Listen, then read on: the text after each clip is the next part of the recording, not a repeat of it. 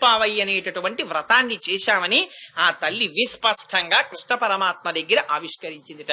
పరమ ప్రీతిపాత్రుడై స్వామి ఇవ్వడండి ఇంత చనువుగా, ఇంత స్వతంత్రంగా, ఇంత భక్తిగా. అడిగితే ఇవ్వకుండా ఎలా ఉండగలడు? అక్కడ వాళ్ళు నాకున్నది అన్నదేం లేదు, భక్తి ఒక్కటే చెప్పారంతే. దీనికి ఒక దృష్టాంతం చెప్తుంటారు. నాకు ఈ నిజంగా వాళ్ళ భక్తి చూస్తూ ఉంటే మాకు ఏముంది అంటే, నిజంగా అలాంటి భక్తికి లొంగిపోతాడు కూడా పరమాత్మ. ఇంచేతంటే పూర్వకాలంలో ఒక గురువు గారు ఒక అరణ్యంలో ఒక ఆశ్రమం కట్టుకుని శిష్యులందరికీ మంత్రోపదేశం చేస్తుండేవారట. రోజు శిష్యులు రావడం, మంత్రోపదేశం పొందడం, వెడుతుండడం, అక్కడ మేకలు కాసుకుని ఆయన ఒక ఆయన చూస్తుండేవాడు. చూసి ఓ రోజున గురువుగారి దగ్గరికి వెళ్ళి, గురువుగారు నాకు కూడా మంత్రోపదేశం చేయండి అన్నాడు. నీకు మంత్రోపదేశం అంటే ఎలా చేయడం రా, చెయ్యనంటే పాపం వీడు చిన్నబుచ్చుకుంటాడని స్వామివారు అన్నారు. ఊరే ఏం చేస్తావురా నువ్వు, అసలు ఈ అడవికి వచ్చి ఏం చేస్తావు అన్నారు. ఏం చేస్తానండి, వచ్చేటప్పుడు ఉట్టి తెచ్చుకుంటాను, మేకలు నట్టుకొస్తాను, వచ్చి అక్కడ కూర్చుంటాను, కూర్చుని వెంటనే చల్ది మూట విప్పుతాను, చద్దన్నం తింటాను, మంచినీళ్ళు తాగుతాను. మధ్యాహ్నం మళ్ళీ దాని కింద ఇంకో పాత్ర ఉంటుంది, అది విప్పుతాను, అందులో ఆవకాయ పెచ్చవి ఉంటే ఆ అన్నం తింటాను, సాయంకాలం మేకలు తోలుకుని ఇంటికి వెళ్ళిపోతాను అన్నాడు. వీడికి ఏ మంత్రం చెప్పాలరా అనుకుని ఇవ్వనంటే పాపం చిన్నబుచ్చుకుంటాడని ఆయన అన్నారు, నువ్వు ఓ పని చేయరా, రోజు మేకల్ని తోలుకుని వస్తున్న దగ్గర నుంచి ఒక మంత్రం చెప్పుకుంటుండు మనసులో, ఇది ఎవ్వరికి చెప్పకు నేను చెప్పానని, బొల్లిగద్దెనెక్కినట్టి నల్లనయ్యా నాతో పాటు చలిదన్నం తిని పోవాయా అంటుండరా అన్నారు. వాడికి మహామంత్రం అనుకున్నాడు. వాడికి గురువు మీద నిష్ట, మంత్రం మీద నిష్ట అంతే వాడికి తెలుసున్నది. అందుకని పాపం వాడి ఇంట్లో బయలుదేరిన దగ్గర నుంచి బొల్లిగద్దెనెక్కినట్టి నల్లనయ్యా నాతో పాటు చలిదన్నం తిని పోవాయా అంటూ వచ్చేవాడు. వచ్చి గురువుగారు చెప్పిన తర్వాత జరగకుండా ఉంటుందా, అంతమందికి అవుతున్న దర్శనం నాకు అవదు, వాళ్ళందరూ పొందుతున్నారు కదా మంత్రాన్ని అని ఆ చద్ది మూట విప్పి దిక్కులన్నింటి వంక చూస్తూ ఓ బొల్లిగద్దెనెక్కినట్టి నల్లనయ్యా వచ్చి చలిదన్నం తిని పోవాయా అంటుండేవాడు. వీడి ఆర్తి చూశారు పరమాత్మ. అయ్యో పాపం వీడు నిజంగా నేను వస్తానని ఇంత తాపత్రయపడుతున్నారని గభాలన గరుక్మంతుడు ఎక్కి దిగిపోయారు. దిగిపోయి పెట్టరా అన్నారు. ఎదురుగుండా ఆయనతో పాటు కూర్చున్నారు. ఎన్ని సందర్భాల్లోనూ జరిగాయండి నిజంగా అలా మహాపురుషుల దగ్గర. కూర్చుని ఇద్దరూ కలిసి ఆ చద్దన్నం ఆయనకి పెట్టాడు, ఆ చద్దన్నం ఈయన తిన్నాడు. అయిపోయింది చద్దన్నం, నువ్వు వెళ్ళన్నాడు. ఇంకా వాళ్ళకి ఏం తెలుసు, వాళ్ళ స్థాయి వాళ్ళది. మార్గావర్తిత పాదుకా పశుపతే రంగస్య కూర్చాయితే శివానంద లహరిలో తిన్నడి భక్తి. అందుకని ఆయన వెళ్ళిపోతుండేవాడు. మళ్ళీ మధ్యాహ్నం అయ్యేటప్పటికి ఓ బొల్లిగద్దెనెక్కినట్టి నల్లనయ్యా వచ్చి చలిదన్నం తినిపోవా మళ్ళీ వచ్చేవాడు. మళ్ళీ ఇది వెళ్ళిపోతుండేవాడు. అయిపోయింది సాయంకాలం మేకనెక్కి మేకలు నట్టుకుని వెళ్ళిపోతుండేవాడు. కొన్నాళ్ళు పోయిన తర్వాత గురువుగారికి కనబడ్డాడు ఆయన. ఎందుకో ఎడితే ఏమిట్రా వీడు ఇంత సంతోషంగా ఉన్నాడు అనుకుని గురువుగారు పిలిచి అడిగారు, ఎహరా నీకు మంత్రం ఇచ్చాను కదా చేస్తున్నావా అన్నారు. చెయ్యడం ఏమిటి బాబాయ్, రోజు వస్తుంటే స్వామివారు వచ్చి శుభ్రంగా నాతో పాటు చద్దన్నం తింటున్నారు అన్నాడు. ఏమిట్రా నీ దుస్సాధ్యం కోలా, స్వామివారు రావడం ఏమిటి, నీతో చద్దన్నం తినడం ఏమిట్రా అన్నారు. బాబాయ్ మీరు చెప్పాక లోట, మీరు ఇచ్చిన మంత్రమా మజాకాయా, వచ్చేస్తున్నాడండి లేకపోతే ఉట్టినే వస్తున్నారా మీ దగ్గరికి ఇంతమంది మంత్రానికి అన్నాడు. ఇదేమిట్రా నాకే రాలేదు, నెల నుంచి మంత్రం చేస్తున్నాను, వీడికి వచ్చాడంటాడు ఏమిటాడు. ఒరే రేపు ఎన్ని గంటలకు పెడతావరా చద్దన్నం అన్నారు. పొద్దున్న 9 ఆ టైంలో వాడికి వేళ తెలుసా, అదిగో బాబాయ్ ఫలానా టైంకి పొద్దు అలా ఎక్కే వేళకి చద్దన్నం పెడతాను అప్పుడు వస్తాడండి అన్నాడు. సరే అలాగే పిలవరా, నేను ఆ పొదచాట్న కూర్చుంటాను అనుకుని వెళ్ళి పొదచాట్న కూర్చున్నాడు. వీడు మళ్ళీ చద్దన్నం మూట విప్పి ఓ బొల్లిగద్దెనెక్కినట్టి నల్లనయ్యా చల్లన్నం తిందువు అని రావాయా అన్నాడు. స్వామివారు ధాన్మని వచ్చేసారు సుపర్ణుడికి. ఇద్దరు కలిసి చద్దన్నం తిన్నారు. ఆయన కన్నుల వెంట నీళ్లు కారిపోయి ఆయన వెళ్ళిపోగానే ఈ మేకలు కాసుకునేవాడి కాళ్ళు అట్టుకున్నాడు గబగబా వచ్చి. అదేంటి బాబయ్య మీరు నా కాళ్ళు అట్టుకున్నారు, అలా పట్టుకోకూడదన్నాడు. ఊరే ఇన్నాళ్ళు నువ్వు నా కాళ్ళు అట్టుకోవాలనుకునేవాడిని, ఇవాళ తెలిసిందిరా నేనే నీ కాళ్ళు అట్టుకోవాలి, నీకు తెలీదు. కానీ వాడికి ఎలా చెప్పాలో అలా చెప్పాడు గురువుగారు. అది విచిత్రం. ఈ మేకలు ఎన్నాళ్ళు కాస్తావురా, ఆయన పచ్చినెక్కి వెళ్ళిపోతున్నాడు కదా, అక్కడ చాలా మంచి మేకలు ఉంటాయి, చాలా బాగుంటుంది, ఇంకా అస్తమానం నువ్వు ఇలా పిలవక్కర్లేదు చద్దన్నానికైంది, అక్కడికి వెళ్ళిపోయావంటే మాత్రం హాయిగా ఎప్పుడు ఆయన దగ్గరే కూర్చోవచ్చురే, ఆయన నిన్ను భోజనాన్ని పిలుస్తాడు తినే ముందు, ఇద్దరూ కలిసి తినచ్చు. అందుకు నువ్వు పంచేయి, ఈ మాట పిలిచి చద్దన్నం పెట్టేశాక ఆయన వెళ్ళిపోయినప్పుడు నిన్ను విడిచిపెట్టి నేను ఉండలేనయా అని గద్ద కాళ్ళు గట్టిగా పట్టుకో, కానీ ఉరే నీ కాళ్ళు నేను అట్టుకుంటాను, గబుక్కు నువ్వు మాత్రం ఆ కాళ్ళు వదిలేయకన్నాడు. అలాగే బాబాయ్ దానికే ఉంది, అక్కడ మేకలుంటే హాయిగా ఆయనతో కూర్చోవచ్చు అంటే ఇంకేముంది, అలాగే పట్టేసుకుంటాను పదండి అన్నాడు. పిలిచాడు, ఓ బొల్లిగద్దెనెక్కినట్టి నల్లనయ్యా వచ్చి చద్దన్నం తినిపోవాయా అని వచ్చేసారు స్వామి. ఇద్దరు నిజంగా తిరుమలలో జరగలేదండి. హాతీరామ్ అన్న ఆయనతో రోజు పేకాడేవారు. ఆయన పేకాడడం అంటే అదే పాచికలాడుతుండేవారు. ఆయన తీసుకెళ్లి చెరుకు గదిలో బారేస్తే ఏనుగయ్య వచ్చి చెరుకు తిన్నారు. నిజంగా జరిగే యథార్థంగా. ఇక్కడ విశ్వాసం కారణం, ఇది ఉంటే పలుకుతాడు ఆయన, పలక లేదంటే కారణం ఇక్కడ విశ్వాసం లేదు. కలడో కలండనడు వాడు కలడో లేడో అన్నంత కాలం ఆయన రాడు. సంశయాత్మ వినశ్యతి. పిలిచాడు, వచ్చాడు, చద్దన్నం తిన్నాడు. వెళ్ళిపోతున్నాడు ఆయన. వెళ్ళిపోతుంటే నిన్ను విడిచిపెట్టి నేను ఉండలేనయా అని గరుడు కాళ్ళు అట్టుకున్నాడు. వెళ్ళిపోతున్నాడు గరుడు. ఈ గురువు గారు పొదచాటి నుంచి చూస్తుంటే పరిగెత్తుకొచ్చి శిష్యుడి కాళ్ళు అట్టుకున్నాడు. ఆ పైన స్వామివారి కింద గరుడి కాళ్ళు అట్టుకుని మేకలు కాసేవాడి కాళ్ళు అట్టుకుని గురువు గారు వైకుంఠానికి వెళ్ళిపోయారు. అందుకని విశ్వాసం కాళ్ళు ఒక్కొక్కసారి అవసరమైతే గురువులా అనుకున్న వాళ్ళు కూడా పట్టుకోవాల్సి ఉంటుంది. అందుకని ఆ విశ్వాసం, నాకేముంది నా దగ్గర, నాకేమీ లేదు, నేను పిలిస్తే రావడం ఆయన సౌజన్యం అని నమ్ముకున్నాడు అంతే. ఆ గురువు గారు చెప్పారు ఎందుకు రాడు అని నమ్మాడు. అలా ఆ పాశురాలు చదివి మాకేముంది స్వామి, నీ సౌజన్యం తప్ప మాకు ఇంకోటి లేదు, నువ్వే ఉపాయం, నువ్వే ఉపేయం, నువ్వు వచ్చి ఎందుకు రక్షించావు, ఎందుకివ్వవు మాకు ఎందుకివ్వవు మాకు నిత్యకైంకర్యం అని అడిగింది తల్లి. ఏదో మాకు మేలుకట్లు కావాలి, చాందినీలు కావాలి, మంగళాశాసనం చేసేవాళ్ళు కావాలి అని అడుగుతారు గోపికలు ఆ కృష్ణ పరమాత్మని తిరుప్పావైలో. కిందటి సంవత్సరం ఆ జరిగినటువంటి తిరుప్పావైకి బహుశः పరమేశ్వరుడు ప్రీతి చెంది ఉంటాడు. ఈ సంవత్సరం ఏమిటో చాలా జిగుణీకృతమైనటువంటి ఉత్సాహంతో నిజంగా చాలా వాటిని సమకూర్చాడు. చాందినీలు సమకూర్చాడు, మేలుకట్లు సమకూర్చాడు, మంగళాశాసనం చెప్పేటటువంటి వాళ్ళని సమకూర్చాడు, పెద్దల్ని సమకూర్చాడు.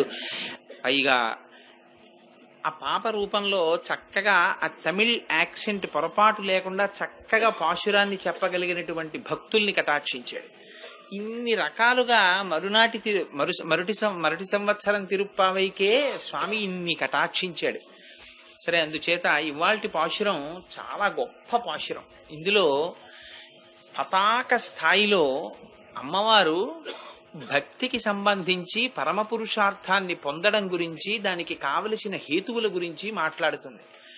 ఆవిడ అంటుంది ఈ పాశురంలో, మేము పశువుల్ని మేపడం కోసమని ప్రతిరోజు అడవికి తీసుకెళ్లి ఆ అడవిలో పశువులు మేసిన తరువాత కేవలం బ్రతకడం కోసమని, జీవించడం కోసమని శుచి శుభ్రత పాటించకుండా అక్కడే ఆ అడవిలో తిని బ్రతికేటటువంటి వాళ్ళం. మాకు ఏమీ జ్ఞానం లేదు. అటువంటి అజ్ఞానులమైనటువంటి మా వంశంలో సజాతీయుడవై నువ్వు జన్మించడమే మాకున్నటువంటి పెద్ద పుణ్య విశేషం. స్వామి, మాకు లోపములుండవచ్చు, కానీ నువ్వు పూర్ణుడవు కనుక ఆ లోపములను సరిచేయగలిగినటువంటి లోపములు లేనివాడవు నువ్వు. స్వామి గోవిందా, మేము చిన్నపిల్లలం, లోకమర్యాద తెలియని వాళ్ళం. మన మధ్య సంబంధం విడిపొమ్మంటే విడిపోయేటటువంటి సంబంధం కాదు. కానీ తెలియనితనం చేత మేము నిన్ను చిన్న పేరు పెట్టి పిలిచాం. ఇలా చిన్న పేరు పెట్టి పిలిచినందుకు ఆగ్రహించక మేము కోరుకున్నటువంటి పరమ పురుషార్థమైనటువంటి పరని మాకు ఇప్పించవలసినది అని ఈ పాశురంలో తల్లి వేడుకుంది. ఈ పాశురం చాలా తాత్వికమైనటువంటి అవగాహనతో కూడుకున్న పాశురం. ఇందులో ముందరి పాశురాల్లో ఆవిడ కొన్ని విశేషాలు అడిగితే కృష్ణ పరమాత్మ అన్నారు, మేము పరిశీలించి మీరు ఏమడిగారో వాటిని ఇవ్వడానికి ప్రయత్నం చేస్తాం, లేదా పరిశీలన చేసి దానికి మీరు అర్హులు అనుకుంటే మేము ఇస్తామన్నారు. అంటే ఇవాళ తనకున్న అర్హత ఏమిటో చెప్తోంది అమ్మవారు. భగవంతుడి దగ్గరికి వెళ్ళి నిజంగా మన అర్హత చెప్పడానికి ఏం చెప్తారు చెప్పండి? ఓ డిగ్రీ ఎగ్జామినేషన్ కి పెట్టుకుంటే అంతకుముందు పాస్ అయిన ఎగ్జామినేషన్ ని క్వాలిఫికేషన్ గా చూపిస్తారు. ఓ ఉద్యోగానికి పెట్టుకుంటే చెప్తారు. భగవంతుణ్ణి పొందడానికి వెళ్ళినటువంటి వాడు భగవంతుణ్ణి ఏమిటి నాకు ఇది ఉంది అని చెప్పగలడు. అన్నీ ఆయనయ్యుంటే ఆయన దగ్గర నాకు ఉంది అని ఏదైనా అంటే అది అహంకారం కిందకే వస్తుంది. అందుకని ఎంత ఇవ్వాల తల్లి వినయ విధేయతలతో మరొక ఉపాయము మాకు లేదనేటటువంటి స్థితిలో మొట్టమొదటి పాశురం దగ్గర నుంచి ఏ మాట మాట్లాడుతోందో ఆ మాటని నొక్కి చెప్తుంది 28, 29 పాశురాల్లో. అందుకని ఆవిడంటుంది, స్వామి మేము కేవలముగా ఆ పశువులను అడవికి తోలుకుని వెడతాం. వెళ్ళి ఆ అడవులలో పశువులు మేస్తుంటే మేము కూడా శుచి శుభ్రత పాటించకుండా జీవించడం కోసమని తినేటటువంటి స్వభావం ఉన్నవాళ్ళం, అజ్ఞానులు అని. ఈ మాట అనడంలో స్వామివారిని అడిగింది, పర అడిగింది. స్వామివారిని అడిగింది, మార్గశీర్ష స్నానం అడిగింది. ఈ రెండు బాహ్యమునందు నిజంగా ఏదో వర్షం పడితేనో లేకపోతే నూతి దగ్గరికి వెళ్ళో చెరువు దగ్గరికి వెళ్ళో నది దగ్గరికి వెళ్ళో స్నానం కాదు ఆవిడ అడుగుతున్న స్నానం. ఇక్కడ స్నానం అంటే కేవలముగా ఎన్నడూ ఎడబాటు లేనటువంటి నిరంతర భగవత్ సంశ్లేష. అంటే ఎన్నడూ ఆయనతోనే కలిసి ఉండి ఆయనకి కైంకర్యాలు చేస్తూ అది తప్ప వేరొకటి తెలియకుండా సర్వకాలములయందు ఆయనతో కలిసి ఉండేటటువంటి స్థితి. ఇది ఏమైనా సామాన్యమైన కోరిక? పోని అటువంటి భగవత్ సంశ్లేషం ఒక్కటే అడిగింది ఆవిడ. దానితో పాటు పర కావాలండి. పర అంటే భగవత్ కైంకర్యము తప్ప వేరొకటి కోరనటువంటి స్థితి. ఆ కైంకర్యము కూడా నేను కైంకర్యము చేస్తున్నానన్న భావన కూడా లేనటువంటి స్థితిలో చెయ్యగలిగినటువంటి స్థితి. ఇంతటి పరాభక్తితో కైంకర్యం చెయ్యగలిగినటువంటి నిష్టని, సర్వకాలములయందు పరమేశ్వరుడితో విడివడనటువంటి నిత్య సంబంధాన్ని ఆవిడ అడుగుతోంది. ఇంత గొప్ప కోరిక అడుగుతున్నావు కదా, సరే నీకు ఇస్తాను.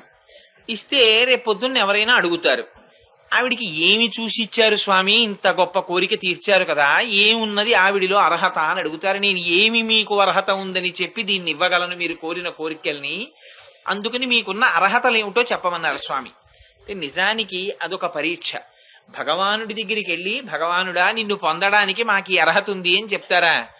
అలా చెప్పి ప్రయత్నం చేసినటువంటి మహాప్రాజ్ఞులే అమ్మో మా దగ్గర ఏమీ లేదన్నారు.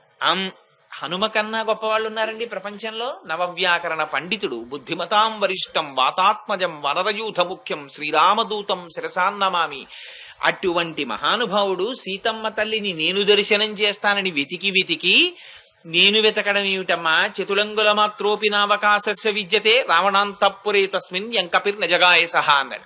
4 అంగుళాలు విడిచిపెట్టకుండా లంకాపట్టణం అంతా వెతికానమ్మా, అండి దర్శనం అవ్వలేదు. నేనా వెతికేవాణ్ణి. నమోస్తు రామాయ సలక్ష్మణాయ దేవ్యై చ తస్యై జనకాత్మజాయై అంటే దర్శనమిచ్చింది ఆవిడ. నేను వెతకడం ఏమిటమ్మా, నువ్వు కటాక్షించాలి అన్నారు. అలా భగవంతుని అనుగ్రహము తప్ప భగవంతుణ్ణి దర్శించడానికి వేరొక ఆ పనిముట్టు ఉండదు. అందుకే శాస్త్రం కూడా ఏం చెప్తుందంటే, వేదం కూడా ఏం చెప్తుందంటే, అంత భగవంతుడి గురించి మాట్లాడి ఎక్కడున్నాడు భగవానుడు అంటే చిట్ట చివరి అంటుంది, ఎతో వాచో నివర్తంతే అప్రాప్య మనసా సహా అంటుంది. ఎక్కడ ఇంకా వాక్కు నేను చెప్పడం కుదరదని వెనక్కి తిరిగిపోతోందో, ఎక్కడ మనస్సు ఇంకా నేను ఊహించడం కుదరదని వెనక్కి తిరిగిపోతోందో అక్కడ భగవానుడున్నాడు అని. అంటే ఏమిటి దాని అర్థం? నోటితో చెప్పడం కుదరదు, మాటతో వర్ణించడం కుదరదు, మనస్సు చేత అనుభవించడం కుదరదు. ఈ రెండూ కూడా వెనక్కి వెళ్ళిపోవాలి. వాక్కు మనస్సులోకి వెళ్ళిపోవాలి, మనస్సు ఆత్మలోకి వెళ్ళిపోవాలి. వెళ్ళిపోయి ఆత్మస్థితిగతుడైనటువంటి అంతర్ముఖుడు మాత్రమే భగవద్ దర్శనాన్ని చెయ్యగలుగుతాడు. అదిగో అలా వెనక్కి వెళ్ళిపోయేటప్పుడు ఇంకా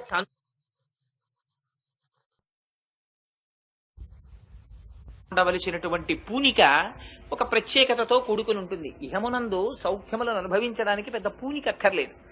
ఐశ్వర్యం ఉన్నది, అనుభవించాడు. దానికి ఏం పెద్ద బలమో లేకపోతే అసలు సంపత్తి కూడా చాలా ఆశ్చర్యం. ఎందుకంటే ఒకే వ్యాపారం ఇద్దరు చేస్తుంటారు. ఒక ఆయన 1000 రూపాయలు పెట్టుబడి పెడతాడు, 1,00,000 రూపాయలు వస్తాయి. ఒక ఆయన 1,00,000 రూపాయలు పెట్టుబడి పెడతాడు, 10 లక్షలు నష్టం వస్తుంది. ఎందుకని వచ్చింది? అదేంటంటే నా పక్కవాడికి లాభం వచ్చింది, నాకు నష్టం రావడం ఏమిటండి అంటే అలా కుదరదు. అదే భగవంతుని యొక్క విశేషం. ఇద్దరు ఒక వ్యాపారమే చేస్తున్నా ఒకరికి లాభం వస్తుంది, ఒకరికి నష్టం వస్తుంది. పరమేశ్వరుని అనుగ్రహం చేత ఐశ్వర్యం కలుగుతుంది. ఆ ఐశ్వర్యం అనుభవించడానికి ప్రత్యేకమైన బలం ఏం అక్కర్లేదు. ఐశ్వర్యం అనుభవించడానికి బలం ఎందుకండి? ఒక ఐశ్వర్యవంతుడి కడుపున పుట్టడమే ప్రయోజకత్వం. వీడి ప్రయోజకత్వం ఏం లేదు, అందులో పుట్టాడంతే. అందుకని హాయిగా ఓ కారు ఎక్కాడు, ఓ ఏసీలో ఉన్నాడు, ఓ సుఖాన్ని అనుభవించాడు, ఓ బ్యాంక్ బ్యాలెన్స్ కి వారసుడయ్యాడు. ఇది కాదు అని, ఇంత ఐశ్వర్యం ఉంటే ఇది సత్యం కాదు, దీన్ని ఇచ్చిన వాడు వేరొకడు ఉన్నాడు, వాడు సత్యం అని తెలుసుకోవడానికి బలం కావాలి. ఈ శరీరం అనుభవించేటటువంటి భోగాల్ని పక్కన పెట్టి, అందుకే శరీరం దూష్యం కాదు. ఆ కోణంలో ఒక కోణంలో దూష్యం. ఈ శరీరం శాశ్వతం కాదన్న వేదాంతం చెప్పినప్పుడు శరీరం పట్టించుకోకూడదు. కానీ ఒక కోణంలో చూస్తే దీనంత పవిత్రం ఇంకోటి లేదు. ఎందుచేత మీరు దీన్ని విడిచిపెట్టేస్తే ఇది ఎందుకో పనికిరాంది అని వదిలేశారనుకోండి, మరి ఎప్పటికీ తెలుసుకుంటారు. అందుకని ఆత్మహత్య మహాపాతకం.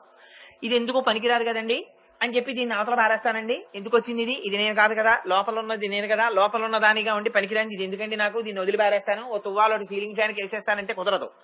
ఇది ఋతుమంతం. ఇందులో ఉండి ఇది కాదని తెలుసుకోవాలి. అది విచిత్రం. అందుకే రమణ మహర్షి చాలా గంభీరమైన మాట ఒకటి చెప్పారు. చితిని వెలిగించడానికి ఓ కర్ర ఒకటి పట్టుకొస్తారు. పట్టుకొచ్చి చితిని వెలిగిస్తారు.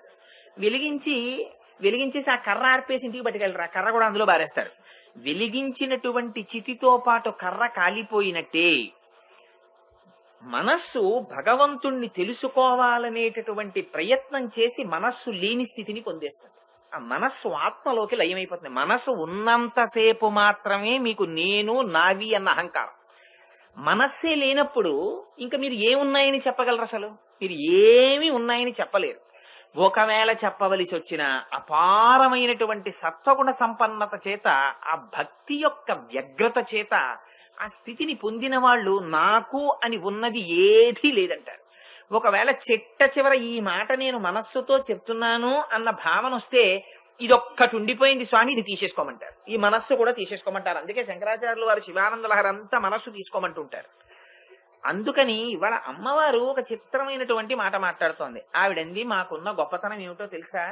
మేం పశువుల వెంట పెడతాం. భగవంతుణ్ణి పొందాలన్నవాడు ఎవరి వెనకాల వెళ్ళాలి? మహాపురుషుల వెనకాతల వెళ్ళాలి. ఒక గురువుని పొందాలి, ఆయనకి శుశ్రూష చెయ్యాలి, ఆయన పాఠం చెప్పినప్పుడు వినాలి. అది కూడా గురువులు పరీక్ష చేస్తారు. ఎప్పుడు పడితే అప్పుడు ఇలా రాగానే ఇంకా మొదలెట్టేయండి స్వామి అంటే మొదలు పెట్టరు. కొన్నాళ్లు పరీక్షిస్తారు. నీకు కళలు ఏమొస్తున్నాయని అడుగుతారు. ఒక సంవత్సరం పాటు వాడు ఉంటాడా ఉండడా నిలకడగాని పరిశీలన చేస్తారు. గురువు శుశ్రూష చెయ్యాలి, గురుపత్ని శుశ్రూష చెయ్యాలి, కందమూలాదులు భుజించాలి, గురువు ఏం చెప్తే అది చెయ్యాలి, దర్భలు పట్టుకురావాలి, దాంట్లో కౌశలం ప్రదర్శించాలి. ఇన్ని చేస్తే అప్పుడు బ్రహ్మ విద్య గురువు చెప్తే దాన్ని అత్యంత శ్రద్ధాభక్తులతో వింటే, మనస్సులో నిలబడితే, దానిని మననం చేస్తే, వైరాగ్యం వస్తే, అప్పుడు భగవంతుడి పాదాలు పట్టుకుంటే, ఆ భక్తి పతనం కాకుండా ఉంటే, అనుష్ఠానం నడిస్తే, జ్ఞానం నిలబడితే, భగవత్ కైంకర్యం నిలబడితే, వైరాగ్యం తరిగిపోకుండా ఉంటే, భగవంతుడి యొక్క అనుగ్రహం చిట్ట చివర ప్రకాశిస్తే, ఆనాడు ముముక్షువు, ఆనాడు మోక్షం. మేమేం చేస్తున్నాం? మాకు అసలు గురువు అన్న మాట ఎత్తకో. మేమేమిటి చేస్తున్నాం? పశువుల వెంట పెడుతూ ఉంటాం. పోనీ వేదాంతం చెప్పే గురువు గారి సంగతి అలా ఉంచండి, అసలు మనుల వెంట మేము వెళ్ళాం. మేము పశువుల వెంట పెడతాం. పోనీ ఆ పశువుల వెంట వెళ్ళేటప్పుడు పోనీల కన్నా మా జన్మ గొప్పది కదా అని మేము ముందు నడిచి పశువులు వెనక నడవు. పశువులు ముందు నడుస్తాయి, వెనక మేము నడుస్తాం. పశువులు కాసేటటువంటి వాళ్ళల్లో ఉండేటటువంటి విచిత్రమైన ప్రవృత్తి ఇదొకటి. ముందు పశువులు ఉంటాయి, వెనక వాళ్ళు ఉంటారు. అందుకని ముందు పశువులు, ఇప్పుడు ఎవరెవరికి దారి చూపిస్తున్నట్టు? వీళ్ళకి పశువులు దారి చూపిస్తున్నాయి. ఇది మాకున్న క్వాలిఫికేషన్. మేము నిన్ను పొందడానికి, నీ దగ్గర పర పొందడానికి, మార్గశీర్ష స్నానం చెయ్యడానికి మీకేముందని అడుగుతున్నావు కదా. మాకేముందో తెలుసా? పశువులు దారి చూపిస్తే మేము వెనకాలెడతాం. అంటే ఎంత గొప్ప వాళ్ళమో ఆలోచించు. అంటే నిజంగా తల్లి ఎంత తనకి జ్ఞానము లేని స్థితిలో ఉన్నాననేటటువంటి అపారమైన వినయాన్ని, భక్తిని తనకున్నటువంటి లోపంగా మాత్రమే అక్కడ విజ్ఞాపన చేస్తోందో చూడండి. ఇవి వినయ విధేయతలంటే. అందుకని అంత వినయంగా, అంత భక్తిగా ప్రతిపాదన చేస్తోంది. అటువంటి పశువుల వెనకాతలు వెడతాం. వెళ్ళింది పోని అనుషంగిక పుణ్యం అని, ఆ వాచిక పుణ్యం అని అనుకోకుండా కొన్ని కొన్ని పుణ్యాలు మన ఖాతాలో పడిపోతుంటాయి. తెలిసో తెలియకో సిద్ధాశ్రమాన్ని తొక్కాడనుకోండి కాలుతోటి, దానికి కూడా భాగవతంలో రహస్యం చెప్పేశారు. ఒక్కొక్క నాడు మనకి తెలియకుండా కొంతమంది మహాపురుషులు ఉన్నటువంటి సిద్ధాశ్రమాన్ని మన కాలుతో తొక్కినంత మాత్రం చేత ఎంతటి ఫలితాన్ని ఇస్తాడోట తెలుసా అండి భగవానుడు?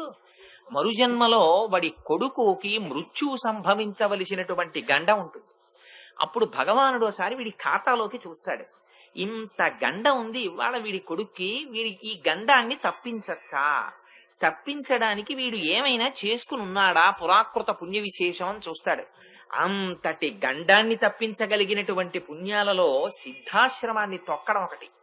మన కాలుతో చెప్పు లేకుండా మహాసిద్ధులైనటువంటి మహాపురుషులున్న ఆశ్రమాన్ని తొక్కినంత మాత్రం చేత పిల్లలకి గండాలు పోతాయి. అందుకే కృష్ణుణ్ణి తృణావర్తుడు అంత పైకి తీసుకెళ్లి కింద పడేశాడు.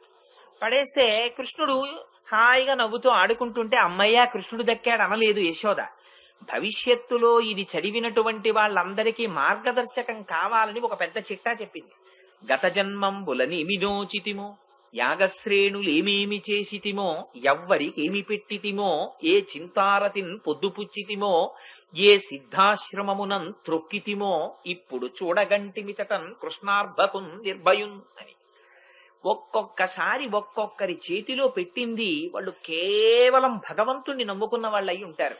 అటువంటి వాడి చేతిలో పడడమే ప్రయోజనం. అపారమైన పుణ్యం పడిపోతుంది ఖాతాలో. ద్రౌపదీదేవి గంగానదిలో స్నానం చేద్దామని వచ్చింది.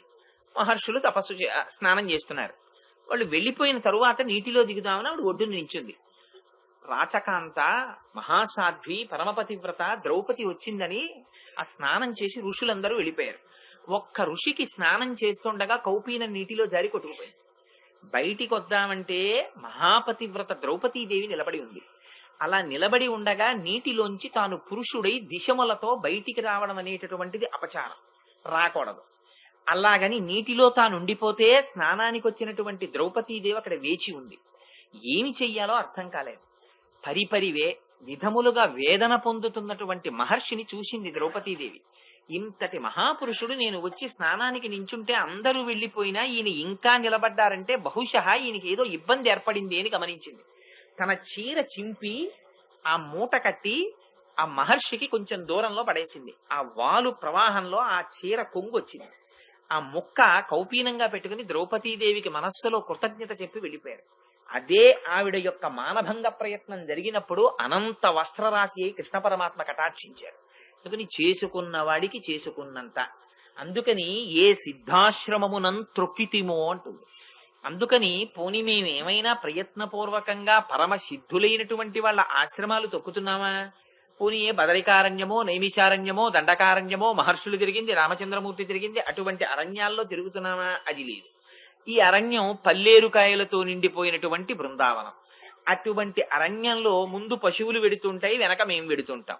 అలా వెళ్లేటప్పుడు మాకేమీ శౌచం ఉండదు. మాకు నోటి వెంట సరి అయిన మాటే రాదు. ఆ పశువుల్ని తోలుకుంటూ వెడతాం. విడితే అవి గడ్డి మేస్తుంటాయి. ఎక్కడో మేస్తుంటే మేమందరం కూర్చుంటాం. కూర్చున్న తర్వాత కాసేపటికి ఆకలేస్తుంది. మేము వెళ్లి స్నానం ఏమీ చెయ్యం. పైగా మేము తెచ్చుకున్న పదార్థం కూడా ఆ రోజు అగ్నిహోత్రం మీద పచనం చేసినటువంటి సత్వగుణ ప్రధానమైన ఆహారాన్ని మేమేం తినం.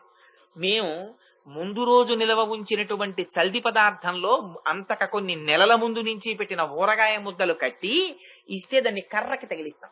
తగిలించి అన్నాన్ని పట్టుకొస్తాం. అన్నాన్ని అసలు ఒక చోటు నుంచి ఒక చోటుకి పట్టుకెళ్ళకూడదు. భుజించవలసిన ఆహారాన్ని. సరే, అది వేరు విషయం అనుకోండి. ఇప్పుడు మళ్ళీ క్యారేజీ పట్టుకెళ్ళలేదా అండి, ఇవన్నీ నన్ను అడక్కండి. అందుకని ఆ కర్రకి ఆ మూట పట్టుకుని అన్నాన్ని చద్దన్నాన్ని పట్టుకెడతాం. పట్టుకెళ్ళి అక్కడెక్కడో మట్టిలో కూర్చుంటాం. ఆకులు తెచ్చుకుంటాం, రాళ్లు తెచ్చుకుంటాం, పెంకులు తెచ్చుకుంటాం, పువ్వులు తెచ్చుకుంటాం, వాటిలో పెట్టుకుంటాం. పెట్టుకుని మాకు ఆచమనం, బ్రహ్మ విద్య, ఏదో భగవంతుడికి నివేదన చేయడం ఇవన్నీ మాకు తెలియవు. ఆ పశువులు గడ్డి ఎలా తింటుంటాయో మేము కూడా అలా కూర్చుని తింటుంటాం. తినేటప్పుడు ఒక్కొక్కసారి అవతలవాడి ఊరగాయ మాకు నచ్చితే గభాలన ఎగిరివాడి విస్తట్లోకి దూకి కాస్త ఆ ఎంగిలి ఊరగాయ తీసుకుని మేము తినేస్తుంటాం. అందుచేత మాకు ఏమీ తెలియదు, కట్టుబాటు తెలియదు, ఎలా భోజనం చెయ్యాలో తెలియదు, మాకేమీ తెలియదు. ఇదోటి ఉంది మాకు క్వాలిఫికేషన్, వేసుకొని ఖాతాలో ఉందాడు. ఇంతకన్నా దారుణమైన క్వాలిఫికేషన్ ఉంటుందండి. ఆయన అడిగింది ఏమిటి, ఈవిడ చెప్పింది ఏమిటి అంటే, ఎంత వినయ విధేయతలతో కళ్యాణ గుణపూర్ణుడైన పరమాత్మని చేరడానికి నాకు ఈ అర్హత ఉన్నది అని ఎవరు చెప్పగలరు? అందుకని నాకు ఏ అర్హత లేదు అని చెప్పడానికి ఇది చెప్పింది. చెప్పి, స్వామి మేము అలా ప్రవర్తిస్తుంటాం. మరి అంటే కృష్ణ పరమాత్మ అన్నారు, పోన్లే ఇప్పుడు వచ్చిన నష్టమేమిటి? మీరు స్వధర్మాన్ని నిర్వర్తిస్తున్నారు. గోపాల బాలురు గోపకాంతలు ఏం చెయ్యాలి? పశువుల్ని తీసుకెళ్లి అరణ్యాల్లో మేపాలి. అలా వెడుతున్నారు కదా, చక్కగా పశువుల్ని మేపుతున్నారు. అక్కడ కూర్చుని భోజనాలు చేస్తున్నారు. కంటికి రెప్పలా ఆవుల్ని కాసి వెనక్కి తెస్తున్నారు. అంటే మీ స్వధర్మాచరణము గొప్ప కర్మ యజ్ఞం కింద, కర్మ యోగం కింద మీరు చేస్తున్నారు కదా. అందుకని మీకు ఇటువంటి గొప్ప విశేషం ఒకటి మీ దగ్గర ఉంది అని నేను లెక్కలో వేసుకుంటానన్నారు. అంటే నాకోటి ఉన్నది అంటే మళ్ళీ అది పుణ్యమో పాపమో అయి బంధహేతు అవుతుంది. అందుకని వాళ్ళన్నారు, అది ఎప్పుడు కర్మయోగం అవుతుంది, అది ఎప్పుడు ధర్మం అవుతుంది? అసలు అదో ధర్మం అంతే తెలిస్తేను. అది ధర్మం అండి. నా వృత్తి నేను ధర్మంగా చేసుకోవడం కూడా ధర్మపాలనమే అని తెలుసుకుని చేస్తే అప్పుడు ధర్మాన్ని ఉపాసన చేసినట్టు, అప్పుడు నా కర్మని నేను ఉపాసన చేసినట్టు, నేను కర్మయోగం చేసినట్టు. ఇవన్నీ మాకేం తెలుసు? మాకేం తెలియవు. మేము ఆ పశువుల వెంట వెడతాం అంతే. వెళ్ళి అక్కడ తింటాం, వస్తాం. తెలియని వాళ్ళకి ఉపాసన చేసినట్టు, కర్మయోగం చేసినట్టు ఎలా వేసుకుంటావు? అందుకని కుదరదు, మాకేం ఇటువంటి ఉపాసనలు తెలియవన్నారు. మరి మీకున్న పుణ్యం ఏమిటి? ఏదో ఒకటి చూపించాలి కదా, ఇంత చూపించండి. ధూర్జట్ అంటాడు, శ్రీశైలేశు భజింతునో యభవు కాంచీనాథు సేవింతునో కాశీవల్లభ కల్వబోధన మహాకాళేశు పూజింతునో నా శీలం వణువైన మేరు వణుచున్ రక్షింపవే నీ కృపా శ్రీశృంగార విలాస హాసములచే శ్రీకాళహస్తీశ్వర అంటాడు. అలా ఏదో ఇంత పుణ్యం చూపించండి, దాన్ని బట్టి నేను మిమ్మల్ని రక్షిస్తాను అన్నారు పరమాత్మ. ఆవిడంది, స్వామి ఇంత పుణ్యం చూపించడానికి మేము సంపాదించిన పుణ్యం ఏం లేదు, కానీ తనంత తానుగా వచ్చిన పుణ్యం ఒకటి మా దగ్గర ఉంది. ఏమిటో తెలుసా పుణ్యం? మేమేం సంపాదించుకోలేదు. ఇంత ఏమీ తెలియనటువంటి అజ్ఞానులమైనటువంటి మా గోపాల వంశంలో సజాతీయుడవై నువ్వు పుట్టావే, అదే మాకున్న పుణ్యం. తీసుకెళ్లి ఆయనకే చెప్పింది ఆవిడ. అంటే ఒక్కసారి ఆలోచించుకో, ఎక్కడో వైకుంఠంలో ఉండవలసిన వాడివి, ఆ వైకుంఠంలో నీ దగ్గర ప్రతినిత్యం కైంకర్యం చేసేటటువంటి నీ స్వరూపాన్ని పొందినటువంటి సారూప్య సామీప్య సాలోక్య సాయుజ్య మోక్ష స్థితులను పొందినటువంటి మహాభాగవతులైన వారు, ముముక్షువులైనటువంటి వారి చేత సేవింపబడవలసినటువంటి వాడివి. శ్రీవైకుంఠం అంటే సామాన్యమైనటువంటి స్థితి కాదు కదా. అంతటి కైంకర్యాల్ని పొందవలసినటువంటి నువ్వు ఇవాళ వచ్చి ఏమీ చేత కానటువంటి మా వంశంలో జన్మించావు. నువ్వు జన్మించడం చేత మా వంశానికి ఒక గొప్పతనం వచ్చింది. అందరూ కీర్తించారు. ఏమని కీర్తించారో తెలుసా? లీలాశుకుడు శ్రీకృష్ణ కర్ణామృతం రాస్తూ ఒక మాట చెప్పారు. మహర్షులారా, తపస్సులు చేస్తారు ఎందుకు? మీకు పరబ్రహ్మాన్ని చూడాలనుందా? నందవ్రజంలో రోటి కట్టేసింది, వెళ్ళి చూసుకోండి అన్నారు. అందుకని మా సిద్ధపుణ్యం, నువ్వు నీ అంత నువ్వుగా ఆవిర్భవించావు గోపవంశంలో. అందుకే పోతన గారు ఒక ఎక్సలెంట్ పద్యం ఒకటి ఇచ్చారు. అందులో ఆయన అంటారు, ఏ పాములెరుగక ఏ పారుమేటికి పశుల కాపరి ఇంట పాము కలిగి, ఏ తల్లి చనుపాలు ఎన్నడెరుగని ప్రౌఢ తల్లి యశోద చనుల పాలు త్రావనిరిగి, ఏ కర్మయును లేక వెలయునొక్కటికిని జతకర్మంబులు సంభవించి, ఏ హాని వృద్ధుల నిరుగని బ్రహ్మంబు పొదివిటిలో వృద్ధి పొందనుంది, ఏ తపములనైన ఎలమి పండని పంట వలవీజనముల వాడపండి, ఏ చదువులనైన ఇట్టిట్టిదనరాని అర్థము అవయవముల యందు అందముంది అన్నారు. ఎంత అది ఇవాళ ఆవిడ మాకున్న పుణ్యం అంటున్న మాట. ఏ పాములెరుగక ఏ పారుమేటికి పశుల కాపరి ఇంట పాము కలిగి. అసలు కష్టం అంటే ఏమిటో తెలియనటువంటి పరమాత్మ పశువుల్ని కాసుకునేటటువంటి వాళ్ళ ఇంట్లో పుట్టావు. ఏ కర్మయుని లేక వెలయునొక్కటికి జాతకర్మంబులు సంభవించే. అసలు ఆయనకి కర్మ ఉంటుందా? లీల అంతే, ఆయనకి కర్మే ఉండదు. ఆయన నా జన్మకర్మచమే దివ్యం అన్నారు ఆయన. నా జన్మ కర్మ రెండు దివ్యములే. మీలా నేను కర్మ ఫలితాన్ని అనుభవించడానికి వచ్చినటువంటి పాంచభౌతికమైన శరీరము నాది కాదని ప్రకటించినటువంటి పరమాత్మ ఇవాళ జాతకర్మ చేయించుకుంటున్నారు గోపాల వంశంలో జన్మించి. అందుకని జాతకర్మంబులు సంభవించి, ఏ తల్లి చనుబాలు ఎన్నడెరుగని ప్రోఢ తల్లి యశోద చనుల పాలు త్రావనిరిగే. ఆయనకి తల్లి తండ్రే, అన్ని లోకాలకి అన్నింటికన్నా ముందున్నవారు. అటువంటి వారు ఇవాళ ఒక తల్లి యొక్క స్తన్యములోంచి స్రవించిన పాలని తాగడం నేర్చుకుంటున్నారు.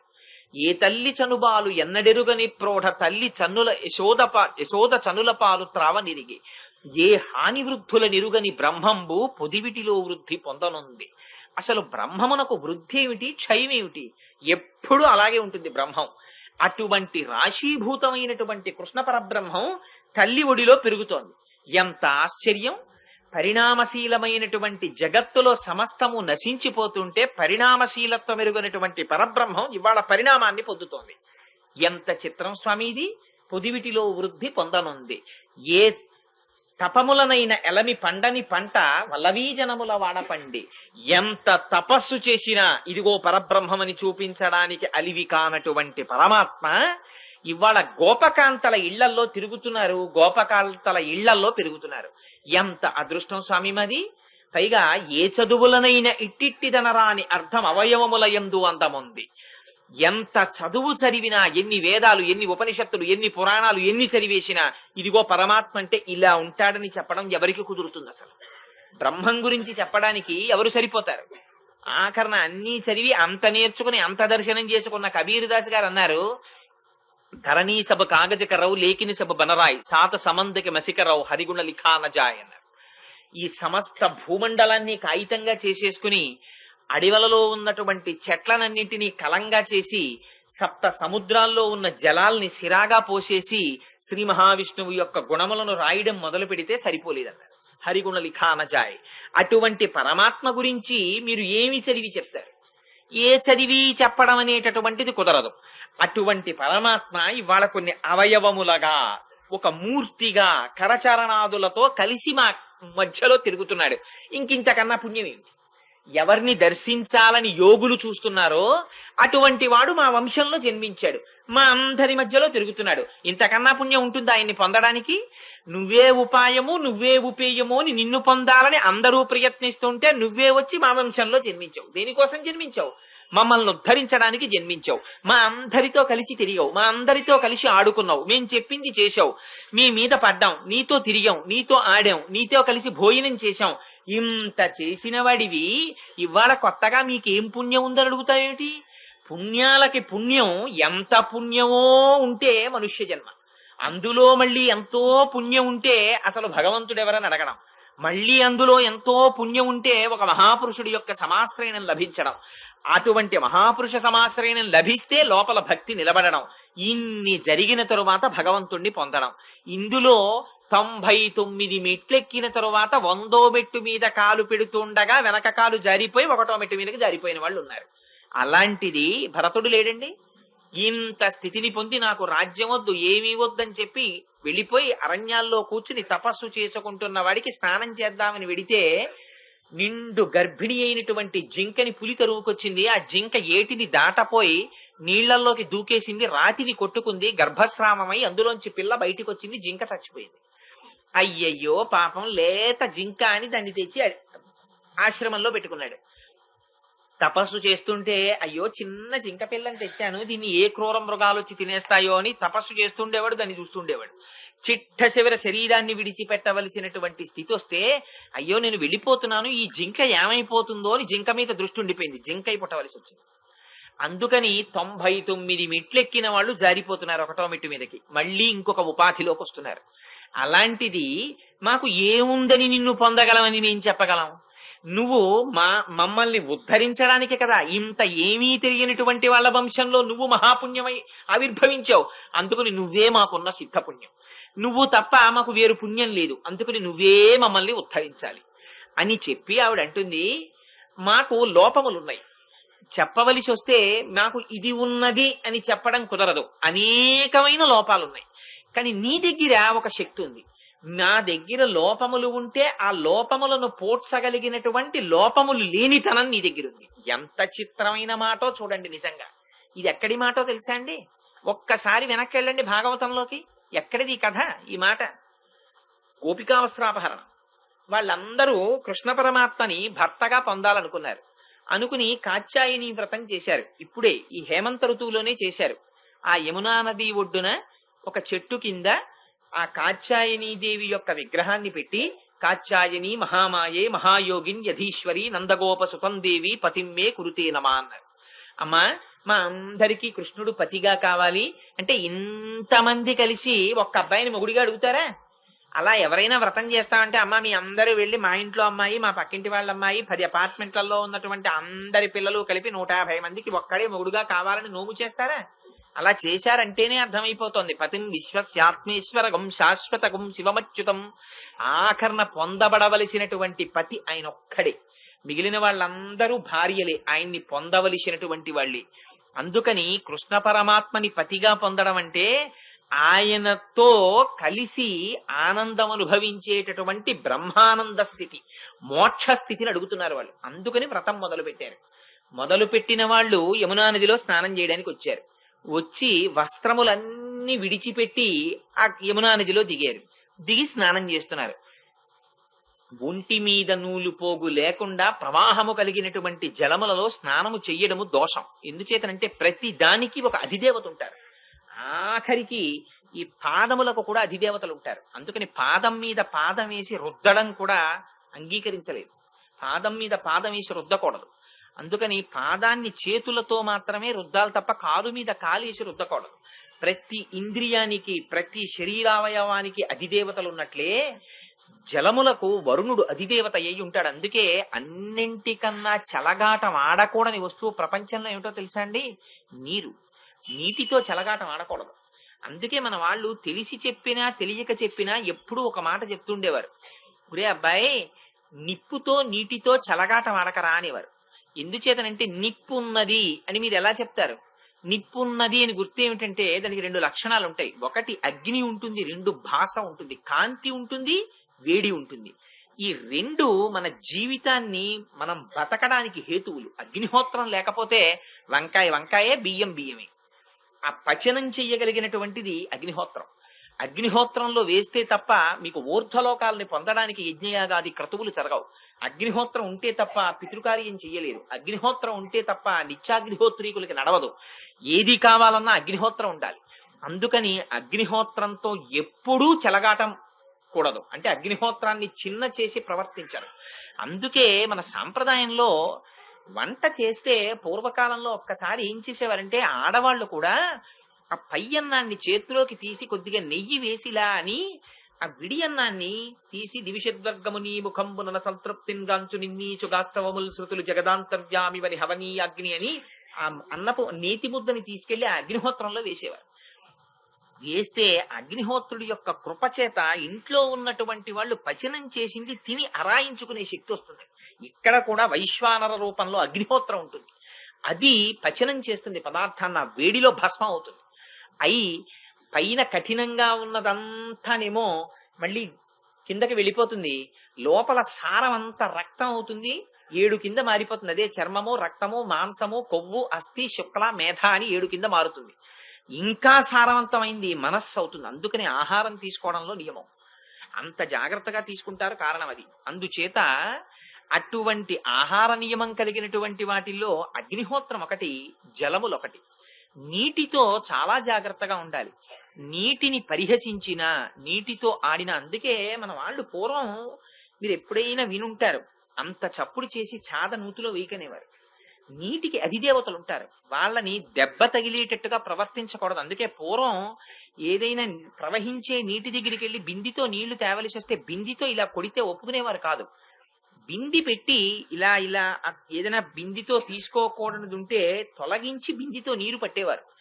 జలానికి అధిదేవత ఉంటారు వరుణుడు, ఆయన యొక్క అనుగ్రహం కలగాలి. లేకపోతే అందుకే ఇంకో ఊరిడితే నాకు సాంబార్ పడలేదండి అనరు, నాకు నీళ్లు పడలేదండి అంటారు. ఆ నీరు ఇక్కడ పచనం చేయిస్తుంది. పైగా ఒకడు స్పృహ తప్పిపోతే అన్నం లేక స్పృహ తప్పిపోయిన వాడికి అన్నం చల్లరు, నీళ్లు చల్లుతారు. ప్రాణాలు నిలబెట్టేది, స్పృహలోకి తెచ్చేది నీరు. ఆ జలం తారకం, పోషకం. అటువంటి నీటిలోకి దిగి స్నానం చేసేటప్పుడు దిగంబరంగా దిగి స్నానం చెయ్యకూడదు. అది ఆ జలాధిదేవత అయినటువంటి వరుణుడి పట్ల అపచారంతో ప్రవర్తించినట్టు. అలా ప్రవర్తిస్తున్నారు వీళ్ళు. దేవతలకి ఆగ్రహం కలిగితే ఫలితం ఎక్కడి నుంచి వస్తుంది రమ్మంటే, ఇక్కడేమో భక్తి ఉంది వాళ్ళ గుండెల్లో. కాత్యాయని మహామాయే మహాయోగిన్ యధీశ్వరి నందగోపసుతందేవి పతిమ్మే కురుతే నమ అంటున్నారు. కృష్ణుడికి ఆడపిల్లల్ని బట్టలు ఎత్తుకుపోయి వాళ్ళు నగ్నంగా నిలబడితే చూడాలి అన్నదే కృష్ణ పరమాత్మ యొక్క తలంపైతే, ఇన్ని కోట్ల మంది ఆడవాళ్ళని సృష్టించినటువంటి పరమాత్మ సర్వాంతర్వ్యామి బాత్రూముల్లోనూ ఉన్నాడు, లెట్రిన్లలోనూ ఉన్నాడు. ఆయన దానికి బట్టలు ఎత్తుకుపోవలసినంత దౌర్భాగ్యం ఆయనకేం లేదు. ఆయన ఎక్కడైనా చూడగలడు. అలా అనుకోవడం మన భావదారిద్ర్యం. అందుకు కాదు కృష్ణుడు బట్టలు ఎత్తుకుపోయింది. అంత నీచమైన రౌడీజం ఉన్నవాడు గాడైన. అది అర్థం చేసుకోలేకపోతే అది మన భావదారిద్ర్యాన్ని సూచిస్తుందంటే మహానుభావుడు ఉద్ధరించాడు మనని. అలా చేస్తున్నారు. అయ్యో పాపం, వీళ్ళకున్న ఈ లోపాన్ని తీయాలి, లేకపోతే వీళ్ళకి వ్రతం పూర్తవదు అని ఆ బట్టలు తీసి ఆ పైన ఉన్నటువంటి కడిమి చెట్టు కొమ్మ మీద కూర్చున్నాడు. కూర్చుంటే వీళ్ళందరూ అడిగారు, మావలువలు నీవేటికి ఆగడమున తీసుకొంటి నీవల్పుడవే, నీవెరుగని దేమున్నది వీరందరిలోన నీవు ధర్మ నిరతుడవు కదే అన్నారు. నువ్వింత ధర్మం తెలుసున్నవాడివి, ఇన్ని తెలుసున్నవాడివి కృష్ణ, మా బట్టలు నువ్వు ఎందుకు ఎత్తుకుపోయి కడివి చెట్టు మీద కూర్చున్నావు అని అడిగారు. అడిగితే కృష్ణ పరమాత్మ అన్నారు, మీరు ఎవ్వనికని మోహించిరి, ఎవ్వడు మీ మానసమ్ములెల్ల హరించన్, ఎవ్వటిలే మీకు కూరిమి, ఎవ్వనిపై తెలుపరాదే ఏనన్యుడని. ఎంత చిత్రమైన మాట అడిగారో చూడండి. ఆయన ఎవరు మీ మనస్సుల్ని దోచుకున్నారు, ఎవరిని పతిగా చేసుకుందాం అనుకుంటున్నారు, ఎందుకు ఈ నోము చేస్తున్నారు? నేను అన్యుణ్ణి కానుగా, మీలో ఉన్నవాణ్ణేగా, మీరు చేస్తున్నది నన్ను పొందాలనేగా, నేను పరాయివాణ్ణి కాదుగా, నాకన్నా భిన్నంగా అసలు ఇక్కడ ఏం లేదుగా ప్రపంచంలో. నిజం చెప్పండి, ఎందుకు చేశారు మీరు ఈ నోమని అడిగారు. అడిగితే వాళ్ళన్నారు, నిన్ను పతిగా పొందాలని చేస్తున్నాం. ఆయన అన్నాడు, నా ఇంటికి దాసులరై నాయాజ్ఞ వహించి మీరు నడచెదరేనిన్ మీయంబ రంబులిచ్చెద తోయంబుల వెడలి రెండు తొయ్యలలారా. నిజంగా మీరు నా భార్యలే అవ్వాలనుకుంటే భార్యకి ఉండేటటువంటి లక్షణాల్లో దాసీ లక్షణం ఒకటి చెప్తారు. దాసీ లక్షణం అంటే కించపరచాలని చెప్పలేదు ఆ మాట. కార్యేషు దాసి కరణేషు మంత్రి రూపేచ లక్ష్మి క్షమయా ధరిత్రి స్నేహేచ మాత శైనేతురంభ షట్కర్మయుక్త కులధర్మ పత్ని అని. ఆ భార్య అలా ఉండకపోతే భర్త అటువంటి తాదాత్మ్యత పొందడు. అందుకని భార్యాభర్తల మధ్య ఉండేటటువంటి లక్షణం అటువంటిది. అందుకని దాసి అంటే ఇంటికి పని మనిషి వస్తుంది, అంట్లు తోముతుంది, ఇల్లు ఊడుస్తుంది. ఇల్లు ఊడిచి అబ్బాయి ఈ గదులు ఎంత నీట్ గా ఉన్నాయో, అమ్మాయి ఎవరైనా వచ్చినా అమ్మాయిగా ఇప్పుడు ఏం పర్వాలేదు, ఇంకా హాల్ నీట్ గా ఉంది అని ఆవిడకి ఏమైనా భావన ఉంటుందే? అప్పుడు ఎవరైనా వస్తే ఈ ఇల్లు చాలా బాగుంది అనుకుంటారు, నాకు మంచి పేరు వస్తుంది అని అనుకోదు. ఇల్లు చాలా బాగా తుడిపించుకున్నారు, ఎంత నీట్ గా ఉంటుందో, కోటేశ్వరారు ఇల్లు ఈశ్వరి గారు చాలా బాగా పెట్టుకుంటుంది ఇల్లు అంటారు. ఈశ్వరమ్మ ఇల్లు ఊడిచింది, పని మనిషి ఊడిచింది. అయితే పని మనిషి ఊడిచింది ఎవరి ప్రయోజకత్వానికి? తన యజమానురాలి యొక్క కీర్తి కోసం చేస్తుంది. అలా భార్య తాను చేసే పని తన భర్త యొక్క వైభవానికి చేస్తుంది. మీరు నేను భర్తను అనుకుంటే, నేను విశ్వమునకు పతిని అని మీరు అనుకుంటే, మీరు చేసేటటువంటి పనులు నిజంగా నన్ను పొందడానికి యోగ్యమైనటువంటి పని అయి ఉండాలి. అంతేకాని నన్ను పొందడానికి అది ప్రతిబంధకం కాకూడదు. మన ఇద్దరికి మధ్య కీర్తి ప్రతిష్టల్ని పెంచేదై ఉండాలి. కానీ మీరు అలా ప్రవర్తించడం లేదే. మీరు వరుణుడికి అపచారం జరిగేటట్టుగా స్నానం చేస్తున్నారే అని స్వామి ఎంత గొప్ప మాట చెప్పారంటే, శృంగారవతులార సిగ్గేల మిమెకూడి చిన్ననాటిన గోలె పెరిగినాడ ఎరుగనే మీలోన ఎన్నడునున్నాడ నేను చూడని మర్మమేది కలదు. వ్రతనిష్టలయ్యుండి వలువలు తల్చక నీట చొత్తురే మీరు నీతి చప్పి కాచాయనీదేవి కళ్ళచేయుటే కాక ఈ రీతి నోచువారిందు కలరు. వ్రత ఫలంబు మీరు వలచిన చక్కగా ఇంతులెల్ల చేతులెత్తి మ్రొక్కి చేరిపుచ్చుకొనుడు చీరలు సిగ్గుతో వాడనేల ఎగ్గులు ఆడనేలా అన్నాడు. నిజంగా మీరందరూ కాత్యాయనీదేవి నోము చేశారా కృష్ణుణ్ణి పతిగా పొందాలని? నిజంగా మీరు ఇలాంటి నోము చేసి చిట్ట చివర మేం కాత్యాయనీదేవి వ్రతం చేశాం కానీ మాకు ఫలితం అమ్మవారు ఇవ్వలేదని ఆవిడ మీద నెపం పెట్టడానికే? నిజంగా మీరు అటువంటి వ్రతం చేసిన వాళ్ళైతే దిగంబరంగా నీళ్లలో దిగచ్చా? మీరు చేసినటువంటి అపరాధానికి ఒక్క ప్రాయశ్చిత్తం. ఏం చేస్తారు? చేతులెత్తి నమస్కారం చేయండి. నన్ను భర్తగా పొందాలనుకుంటున్నారు కదా, అందుకని భర్త దగ్గర మీకు ఉండేటటువంటి అరమరికే ఉంటుంది. అందుకని చేతులెత్తి నమస్కారం చేయండి, మీ వలువలు మీకు ఇచ్చేస్తాను, వ్రత ఫలంబు ఇచ్చేస్తాను, మీకు వ్రతం దేనికోసం చేశారో ఆ ఫలితం ఇస్తాను మీకు అన్నారు స్వామి. అంటూ ఎంత గొప్ప మాట మాట్లాడారో చూడండి. మీకు చేతులెత్తి నమస్కరించడానికి ఏమిటి బెంగ? మేము ఆడవాళ్ళం, చేతులెత్తి బయటకు వచ్చి నమస్కరిస్తే మా శరీరంలో ఉండేటటువంటి అవయవములను నువ్వు చూస్తావు, అదే కదా మీకు బెంగ. శృంగారవతులార సిగ్గేల మిమికూడి చిన్ననాటనే గోలె పెరిగినాడా ఎరుగనే మీలోన ఎన్నడునున్నాడా నేను చూడని మర్మమేది కలదు.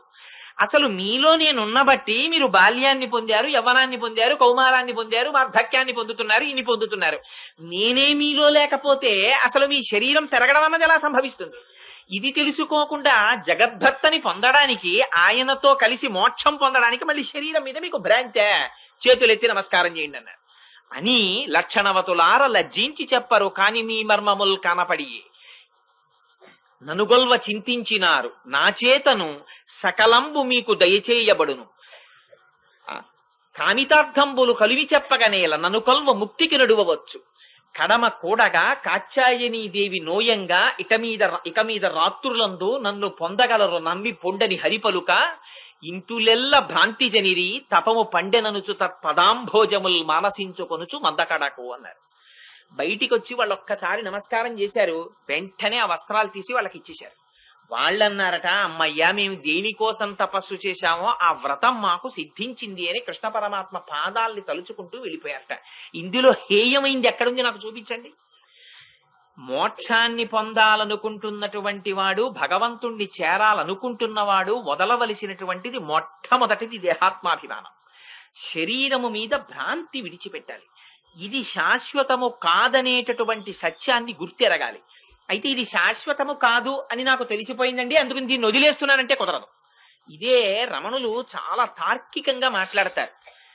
విస్తరాకు కుట్టుకున్నావు, దేనికి కుట్టుకున్నావు?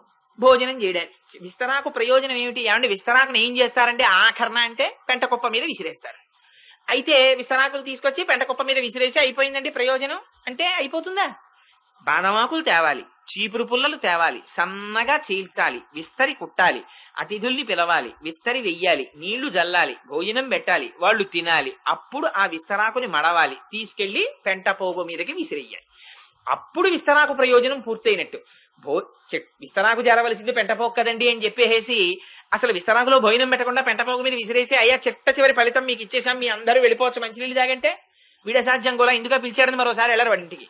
అందుకని అది ప్రయోజనం అని మాట్లాడడానికి వీల్లేదు. అలా ఈ శరీరం కాదు అని తెలుసుకోవడానికి ఇందులో ఉండాలి తప్ప ఇది కాదండి శాశ్వతం అని తెలిసిపోయిందండి మీరు చెప్పారు కదండి అందుకని ఇంక శరీరం ఎందుకండి నన్ను కనపడ్డప్పలల్లా అడగకూడదు. అంటే ఒరే నిన్ను రక్షించుకోవడానికి ఈ మాటలు అంటున్నావా అనకండి.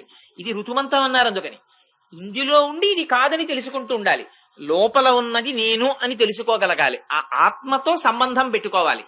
అది దానికి ఇది పనికొస్తుంది. అందుకని అలా మీకు వ్రత ఫలాన్ని ఇచ్చేశాను అని వాళ్ళంటే ఆ కృష్ణ పరమాత్మ చెప్తే వాళ్ళందరూ ఎంత ప్రీతి పొందారంటేట పోతన గారు ఒక అద్భుతమైన పద్యం రాశారంటే అక్కడ అన్నారు, వ్రతముల్ చేయుచు నొక్కమారైన ఎవ్వారిన్ విచారించినన్ వ్రతభంగంబులు మానునట్టి వరదున్ వామాక్షులిచ్చించియున్ గత చేలా ప్లవనంబు నేడు వ్రతభంగంబంచు చింతించి తత్ పాదాభుజములన్ పాల తటన్యస్త కరాబ్జలై సరస లీలన్ మృక్కిరట్లందరున్నన్నారు.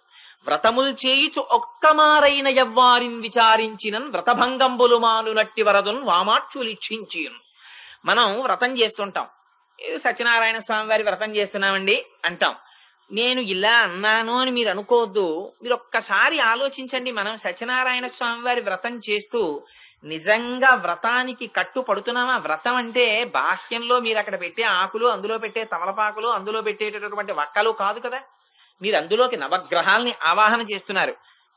ఇంద్రమావా హయామి, కుబేరమావా హయామి, యమమావా హయామి, నైరుతిమావా హయామి అని సమస్త దిక్పాలకుల్ని ఆవాహన చేస్తున్నారు. ఆవాహన చేసేటప్పుడు అక్కడ ఆకు పెట్టి, ఆకులో వక్క పెట్టి, డబ్బు పెట్టి, ఆ బియ్యంలోకి, ఆ మండపంలోకి ఇంతమందిని ఆరాధన చేస్తున్నారు.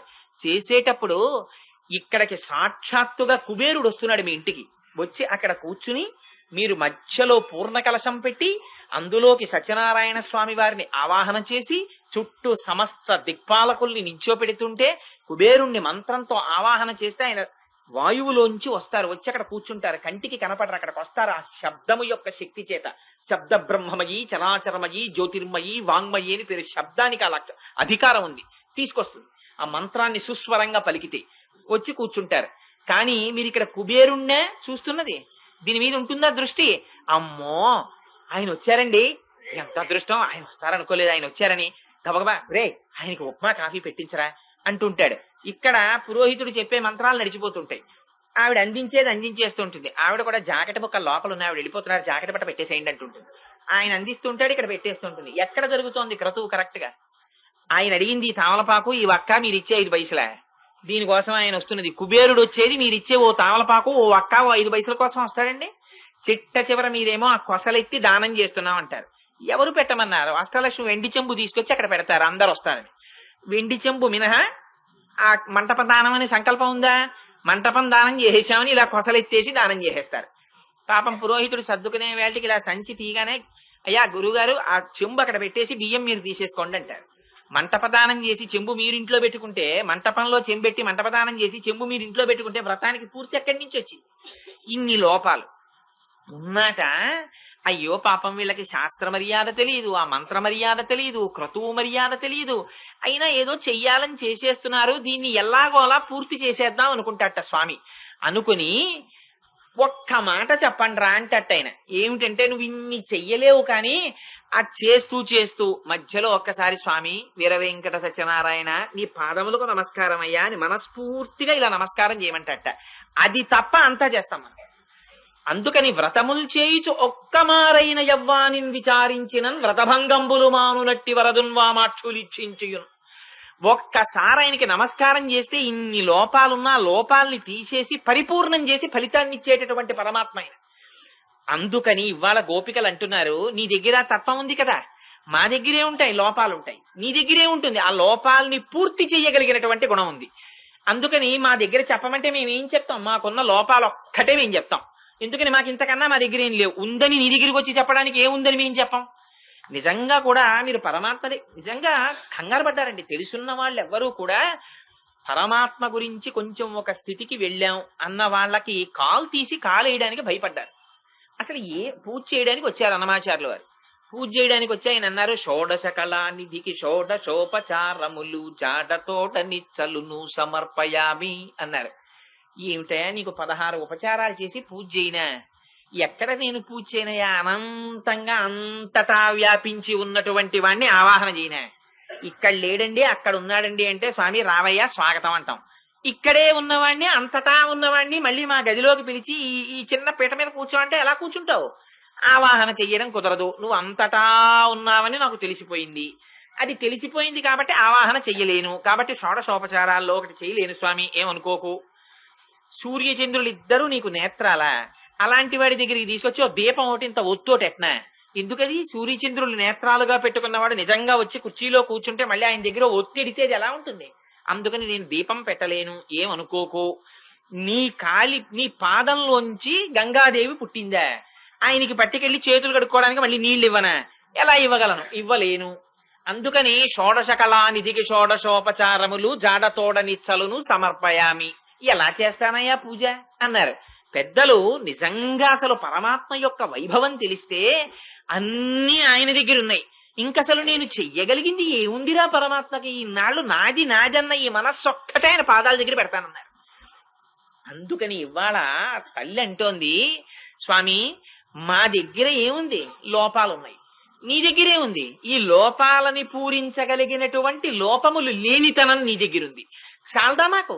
అందుకని ఇటువంటి వాడివి. పైగా మీకు మాకు ఉన్న సంబంధం ఏమిటో తెలుసా? నువ్వు గోవిందా స్వామి అని ఎంత చమత్కారమైన మాట మాట్లాడిందంటే, మన ఇద్దరి మధ్య ఉండేటువంటి సంబంధం తెంపుకుంటామంటే తెంపుకునేది కాదు అంది. అదేమిటి అంతంత మాటలంటున్నారు? ఏదో మీ వంశంలో పుట్టాను కదా అందుకని చెప్పేసి నేనే మీకు సిద్ధపుణ్యం అంటున్నారు, కాబట్టి పరిచయమంటున్నారు, మార్గశీర్ష స్నానం చేయించేయమంటున్నారు. అది ఎలా కుదురుతుందని నువ్వేమన్నా అలా కుదరదు, నేను వేరమ్మా, ఏదో పుట్టానన్నంత మాత్రం చేత మీ వాడిని అయిపోయాను అనుకుంటున్నావేమో అని వాదిస్తావేమో. అలా కుదరదు. తెంపుకుందామంటే ఈ సంబంధం తెగిపోయేది కాదు. పుట్టాడు కొడుకు, అక్షర శూన్యుడు, వాడికి అక్షరం ముక్క రాలేదు. తండ్రి గారు పెద్ద senior IAS officer, cabinet secretary to government of India చేసి రిటైర్ అవుతున్నాడు. అయితే మాత్రం కొడుకు అక్షరం మొక్క రాలేదు, కిళ్ళి కొట్టి పెట్టించుకున్నాడు పాపం. అయితే కొడుకు వస్తే వీడు నా కొడుకు కాడండి అని చెప్పగలడా? వీడు నా తండ్రి కాడండి అని కొడుకు చెప్తాడా? చెప్పడే. ఎందుకని? ఆ కొడుకుగా పుట్టడం ఇక తెంపుకోలేని సంబంధం. ఒకసారి పుట్టాడు కొడుకుగా, వాడు ఎటువంటి వాడైనా ఇంకా కొడుకు అంతే. ఆ సంబంధం తెంపేసుకుంటానంటే తెగుతుందా? తెగేది కాదు. అలా నువ్వు సారి పుట్టేశావు మా గోపవంశంలో, అదే మాకు సిద్ధపుణ్యం. అందుకని ఇంకా నువ్వు తెంపుకుంటానంటే అదేం తెగదు స్వామి. పైగా అన్నింటినీ మించి నీకు మాకు బంధుత్వం ఉంటుంది.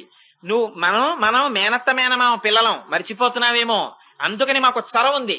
మేనత్త మేనమా వాళ్ళు ఏంట్రా అలా మాట్లాడుకుంటున్నారు అంటే, వాళ్ళు మేనత్త మేనమామ పిల్లలు లేరా అంటారు. చాలా తొందరగా పరాచికం ఆడుకుంటారు. అందుకని స్వామి మేము నిన్ను నిలదీసి స్వతంత్రంగా అడగగలం ఇవాళ. నువ్వు మేము మేనత్త మేనమామ పిల్లలం. అందుకని ఎక్కడికి పోతాయి ఈ సంబంధాలన్నీ? అందుకని నువ్వు మాకు ఇటువంటి స్థితిని మేము అడిగినటువంటి కోర్కెల్ని తీర్చవలసిందే. అసలు రహస్యం ఏమిటో తెలుసా అండి? తెంపుకుంటే పోయేది కాదు ఈ సంబంధం.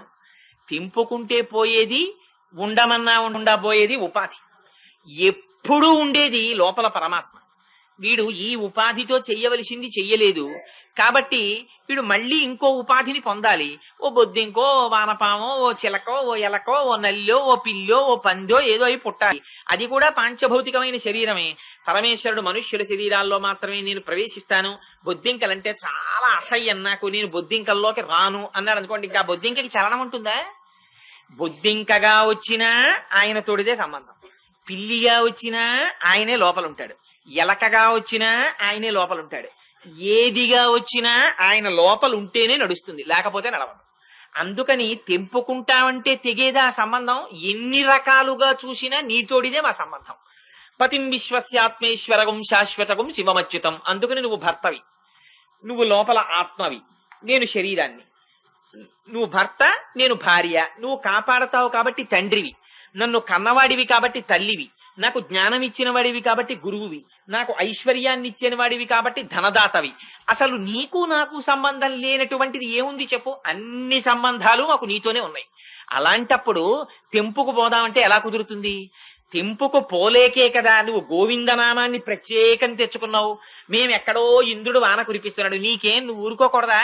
ఆనాడు మేమందరం వచ్చి ఈ ఉరుములు, ఈ మెరుపులు, ఈ ఈశనుల ఘోషములను, ఈ జలధారలు నీయాన మున్నిరుగమ్ము కుయ్యాళింపగదయ్య గుణరత్న నిధి అంటే మా కోసం కొండెత్తి పట్టుకోవాలా 7 రోజులు?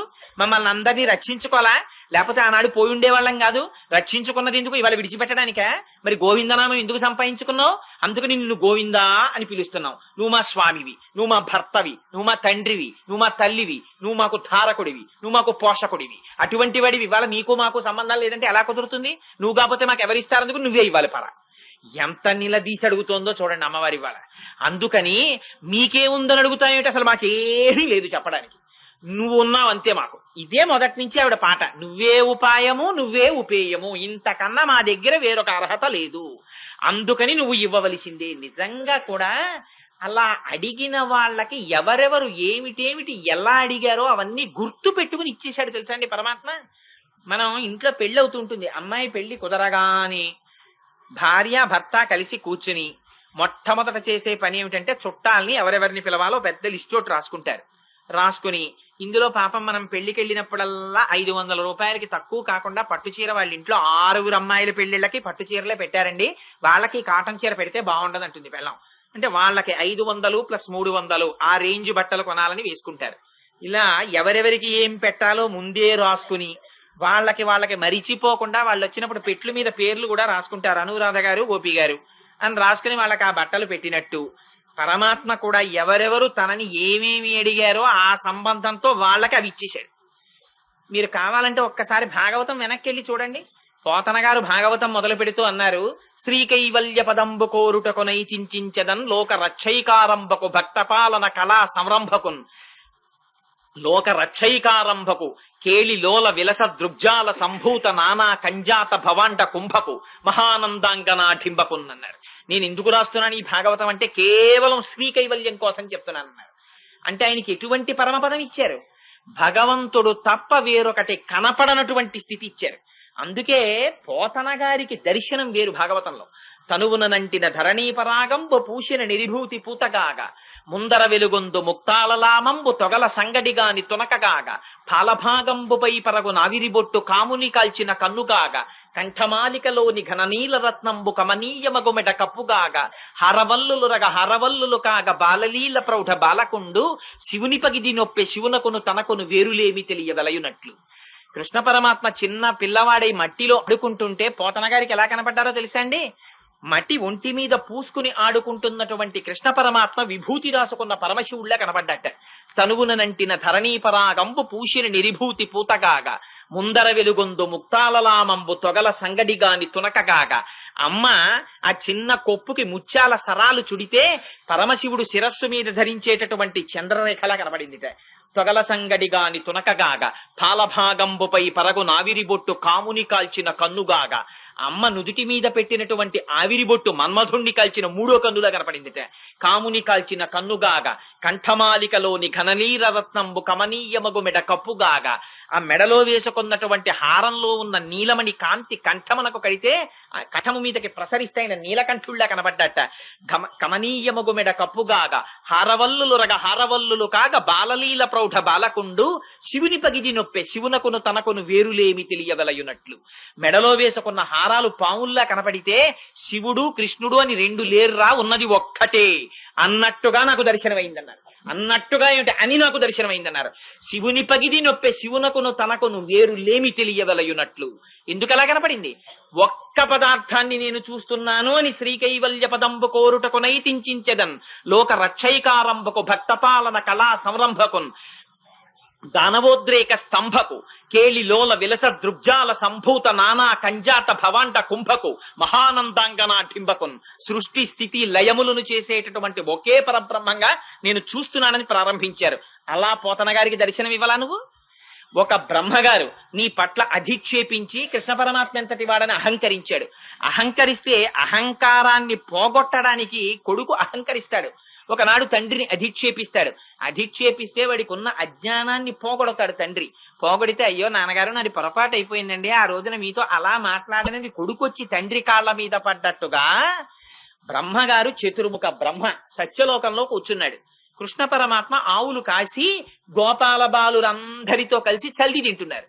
తింటుంటే ఎంత పెద్ద అల్లరైందంటే, ఎక్కడి కృష్ణ పరమాత్మ సామాన్యుడైన, ఎక్కడో వైకుంఠంలో ఉండవలసినటువంటి శ్రీమన్నారాయణుడు ఇవాళ కళ్ళెదురుగుండా అక్కడ కూర్చుని కడుపున దిండుగా కట్టినవలువలో లాలిత వంశనాళంబు జనిపి విమల శృంగంబును వేత్రదండంబును జారిరానీకట సంకనిరికి మీగడ పెరుగుతో మేళవించిన చల్ది ముద్ద ఆవలి చేత నెనయనునిచి చలరేగి కొసరి తెచ్చిన ఊరగాయలు వేళ్ల సందులను తా నెనయనునిచి సంగడీల నడుమ చక్కగా కూర్చుండి నర్మభాషణముల నగవు నెరపి యాగభోక్త కృష్ణుడు అమరులు వెరగొంత శైశవంబు మెరసి చల్ది కుడిచి ఈ పిల్లలందరితో కలిసి వాళ్ళు తెచ్చిన పెరుగు ముద్దలు తన చేతిలో పెట్టుకుని వాళ్ళు ఇచ్చిన ఊరగాయలు నంచుకుని వాళ్ళందరూ ఎగబడి మీద పడుతుంటే జలజాంత స్థిత కన్నికం తిరిగిరా సంఘంబులయ్యున్న రేకుల చందంబున కృష్ణుని తిరిగిరా కూర్చుండి వీక్షించుచున్ శిలలున్ పల్లవముల్ లతల్ పుష్పంబులు పత్రంబులు ఆకులు కంచంబులుగా భుజించిరటం గోపార్భకుల్ భూవరా.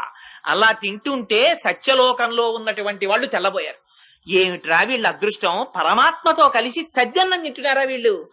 ఆవకాయ ముక్క కృష్ణ పరమాత్మకు విడితే తింటున్నాడా? యాగభోక్త కృష్ణుడు అమరులు వెరగొంద శైశవంబు మెరసి చల్ది కుడిచి. యాగములలో అగ్నిహోత్రుడు ద్వారా హవిస్సులిస్తే తప్ప తినని పరమాత్మ ఇవాళ సజ్జన్నం తింటున్నాడా గోపాల బాలులతో అని వాళ్ళందరూ వస్తే, ఏమిట్రా అల్లరి అని ఓ క్లాసులో అల్లరి ఎక్కువగా ఉంటే హెడ్ మాస్టర్ బయటకు వచ్చినట్టు బయటకు వచ్చాడు బ్రహ్మగారు. వచ్చి చూసి, ఏంట్రా ఈ పిల్లలతో ఆవకాయ ముక్కలు తింటున్నవాడు ప్రయోగిస్తున్నాడు, ఎంత చిత్రం రా అనుకున్నాడు. తండ్రిని అధిక్షేపించిన కొడుకుని చూసినట్టు చూశారు. చూసి, ఓరి వెర్రివాడా, నువ్వు ఎత్తుకుపోతేనే సృష్టించలేనురా, ఏమిటి నీ గొప్ప, నేను బ్రహ్మని, నేను సృష్టిస్తాను కదా, నేను తీసేస్తే ఈయన ఎలా సృష్టిస్తారని కదా నువ్వు అనుకుంటున్నది అని వెంటనేట శిరములు పదములున్ కరంబుల్ లవలగ్నంబుల్ ముఖములున్ కన్నులు ముక్కులున్ శ్రవణముల్ దంతాదులున్ దండనాంబర సగ్వేణు విషాణ భూషణ వయో భాషా గుణాఖ్యాన తత్పర తల్విడ్వడకుండ దాల్చె విబుడ వత్సార్భకాకారముల్ కర్రలు చేతిలో ఉన్నటువంటి ఆఖరికి చిక్కాలు, వాళ్ళు కట్టుకున్న బట్టలు, వాళ్ళ మాటలు, వాళ్ళ నోళ్లు, వాళ్ళ కళ్ళు, వాళ్ళ ముక్కులు, వాళ్ళ చెవులు, వాళ్ళ మాట అన్ని ఏ తల్లుల కేబాలకు లేతెరగున తిరిగి ప్రీతి కలిగింతురుము నా తల్లుల కాబాలకు లాతెరగున ప్రీతి చేసి రవనీనాథ. ఎవరు ఏ తల్లిదండ్రుల దగ్గర ఎలా మాట్లాడతారో అలా మాట్లాడేటట్టు అటువంటి స్వరూపాన్ని పొంది కృష్ణ పరమాత్మ జరుగుతున్నారు. ఆశ్చర్యపోయాడు బ్రహ్మగారు. బ్రహ్మ పంపునగాని పుట్టదు ప్రాణి సంతతి ఎప్పుడు, బ్రహ్మనొక్కడగాని వేరొక బ్రహ్మలేడు సృజింపంగా, బ్రహ్మ నేను సృజింపక బాలవత్స కదంబ మే బ్రహ్మమందు సృజించే ఒక్కట బ్రహ్మమవ్వదే చూడగా. ఇదేమిట్రా, నేను బ్రహ్మని, నేను సృష్టించాలి, నేను దాచేశాను, దాచేసిన వాళ్ళు ఇక్కడే ఉన్నారు, మళ్ళీ కొత్తగా ఆవులు పుట్టే పిల్లలు పుట్టారు, హాయిగా కృష్ణుడు వాళ్ళతో తిరుగుతున్నాడు, ఇదేమిటి ఇంకో బ్రహ్మ ఎక్కడున్నాడు మళ్ళీ సృష్టించడానికి? అర్థమైంది, అసలు బ్రహ్మని పుట్టించిన బ్రహ్మ ఆయనరా, అధికారం ఇచ్చినవాడు ఇది తెలియక ఆయనతో చెలగాటమాడాననుకున్నారు అని గబగబా వెళ్లేసరికి తండ్రిగా కొడుకుని ఉద్ధరించవలసి వస్తే ఎలా కనబడ్డారో తెలుసా అండి ఆయన? మహానుభావుడు ఆ రోజున శంపాలతికతోటి జలదంబు కైవడి మెరుగుటొల్లియతోటి మెనువాని కమనీయ మృదులాన్న కబళవేత్ర విషాణ వేణుచిహ్నములతో వెలయువాని గుంజావి నిర్మిత కుండలంబులవాని సికిపించ వేష్టిత శిరమువాని వనపుష్పమాలిక వ్రతకంఠము వాని వనపుష్పమాలికా వ్రాతకంఠము వాని అని కరుణగడలు కొనిన కడగంటి వాని గోపాల బాలుభంగి పరగువాని నన్ను కన్న తండ్రిని చేరి కొలుతు నిన్ను అంటూ కృష్ణుడి పాదాల మీద పడ్డారు. ఆ బ్రహ్మగారు వెళ్లేటప్పటికి కనపడినటువంటి కృష్ణ పరమాత్మ పోని విశ్వరూపంగా ఏం కనపడలా. అంతకుముందు చిన్న పిల్లవాడిగా ఆ చేతిలో పెట్టుకుని ఎంగిలి ముద్దలు తింటున్నప్పుడు ఈయనేం పరబ్రహ్మని ఆవుల్ని దాచేసినటువంటి బ్రహ్మకి ఎలా కనబడ్డారో అలాగే కనబడ్డారు. మళ్ళీ శంపాలతికతోడి జలదంబు కైవడి మెరుగుటొల్లియతోడి మెనువాని, మెరుగు పెద్ద మెరుపు వస్తుంది మబ్బు మీద, అది ఎలా ఉంటుందో అటువంటి ఉత్తరీయం వేసుకున్నారట. మెరుగుటొల్లియతోడి మెనువాని, ఆ చేతిలో కమనీయ మృదులాన్న కబళ వేత్ర విషాణ వేణుచిహ్నములతో వెలయువాని, చేతిలో పెట్టుకున్న ఎంగిలి పిరుగు ముద్ద అలాగే ఉందిటే. అలాగే గుంజావి నిర్మిత కుండలంబులవాని సికిపించవే స్థిత శిరమువాని. ఈ పద్యం ఎంత ఇష్టమో నాకు నిజంగా. గుంజావి నిర్మిత కుండలంబులవాని, దంతంతో చేసిన కుండలాల్ని వాళ్ళ అమ్మగారు పెట్టారట యశోదాదేవి. అటువంటి కుండలాలే పెట్టుకున్నాడు. నెమలి ఈక పెట్టుకున్నాడు. ఆ చేతిలో వేణువు, ఆ పశువుల్ని పిలిచేటటువంటి ఆ బూర, అవన్నీ అలాగే బొడులో దోపుకున్నాడు.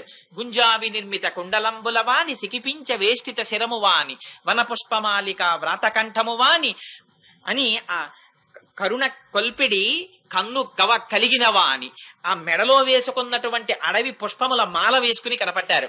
కన్నులలో కరుణ తుణికిసలాడేటటువంటి తండ్రిగా కనపడ్డారు. అయ్యయ్యో స్వామి, నన్ను కన్న తండ్రి నిన్ను చేరికొల్తూ అని, స్వామి నన్ను కన్న తండ్రివి నువ్వు, శ్రీమన్నారాయణుడివి, నీ నాభికమలంలోంచి పుట్టాను, తెలియక ఇవాళ అహంకరించానని వెళ్లి ఆయన కాళ్ల మీద పడ్డాడు.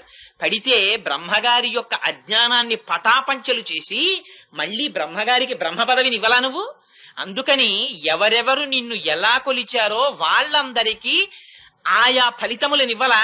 నీతో సంబంధమన్నది తెగిపోతే నిన్ను పరీక్షిద్దాం అనుకున్న వాళ్ళు కూడా నువ్వు జ్ఞాపకం పెట్టుకుని వాళ్ళకున్న అజ్ఞానాన్ని తీసి నీతో వాళ్ళకున్న సంబంధాల్ని జ్ఞాపకం చేసి ఫలితాలను ఇచ్చావే. ఎప్పుడో 3 జన్మల క్రితం తపస్సు చేశాడు ఆ పృష్ణి, ఆ సుతపుడు అనేటటువంటి వాళ్ళు. తపస్సు చేస్తే పరమాత్మ ప్రత్యక్షమయ్యారు శ్రీమన్నారాయణుడు. కొడుకు కావాలన్నారు. 3 జన్మలలో మీకు కొడుకుగా వస్తానన్నారు. వాళ్ళు అసలు మరిచిపోయారు. ఈ జన్మలో వాళ్ళు చేసిన తపస్సు ఏమీ లేదు దేవకీ వసుదేవులు.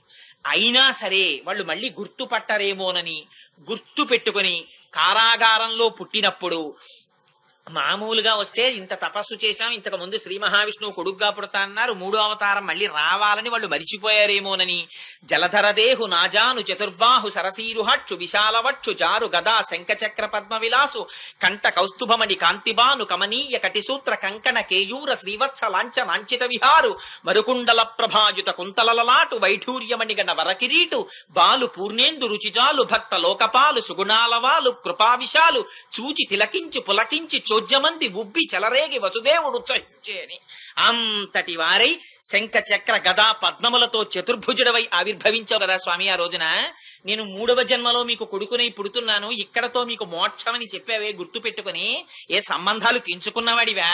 ఇక గుర్తు పెట్టుకుని వాళ్ళందరినీ ఉద్ధరించలా? ఒక్క గజేంద్రుడు చిట్ట చివర పిలిచాడు, నీ పేరు కూడా పెట్టి పిలవలేదే.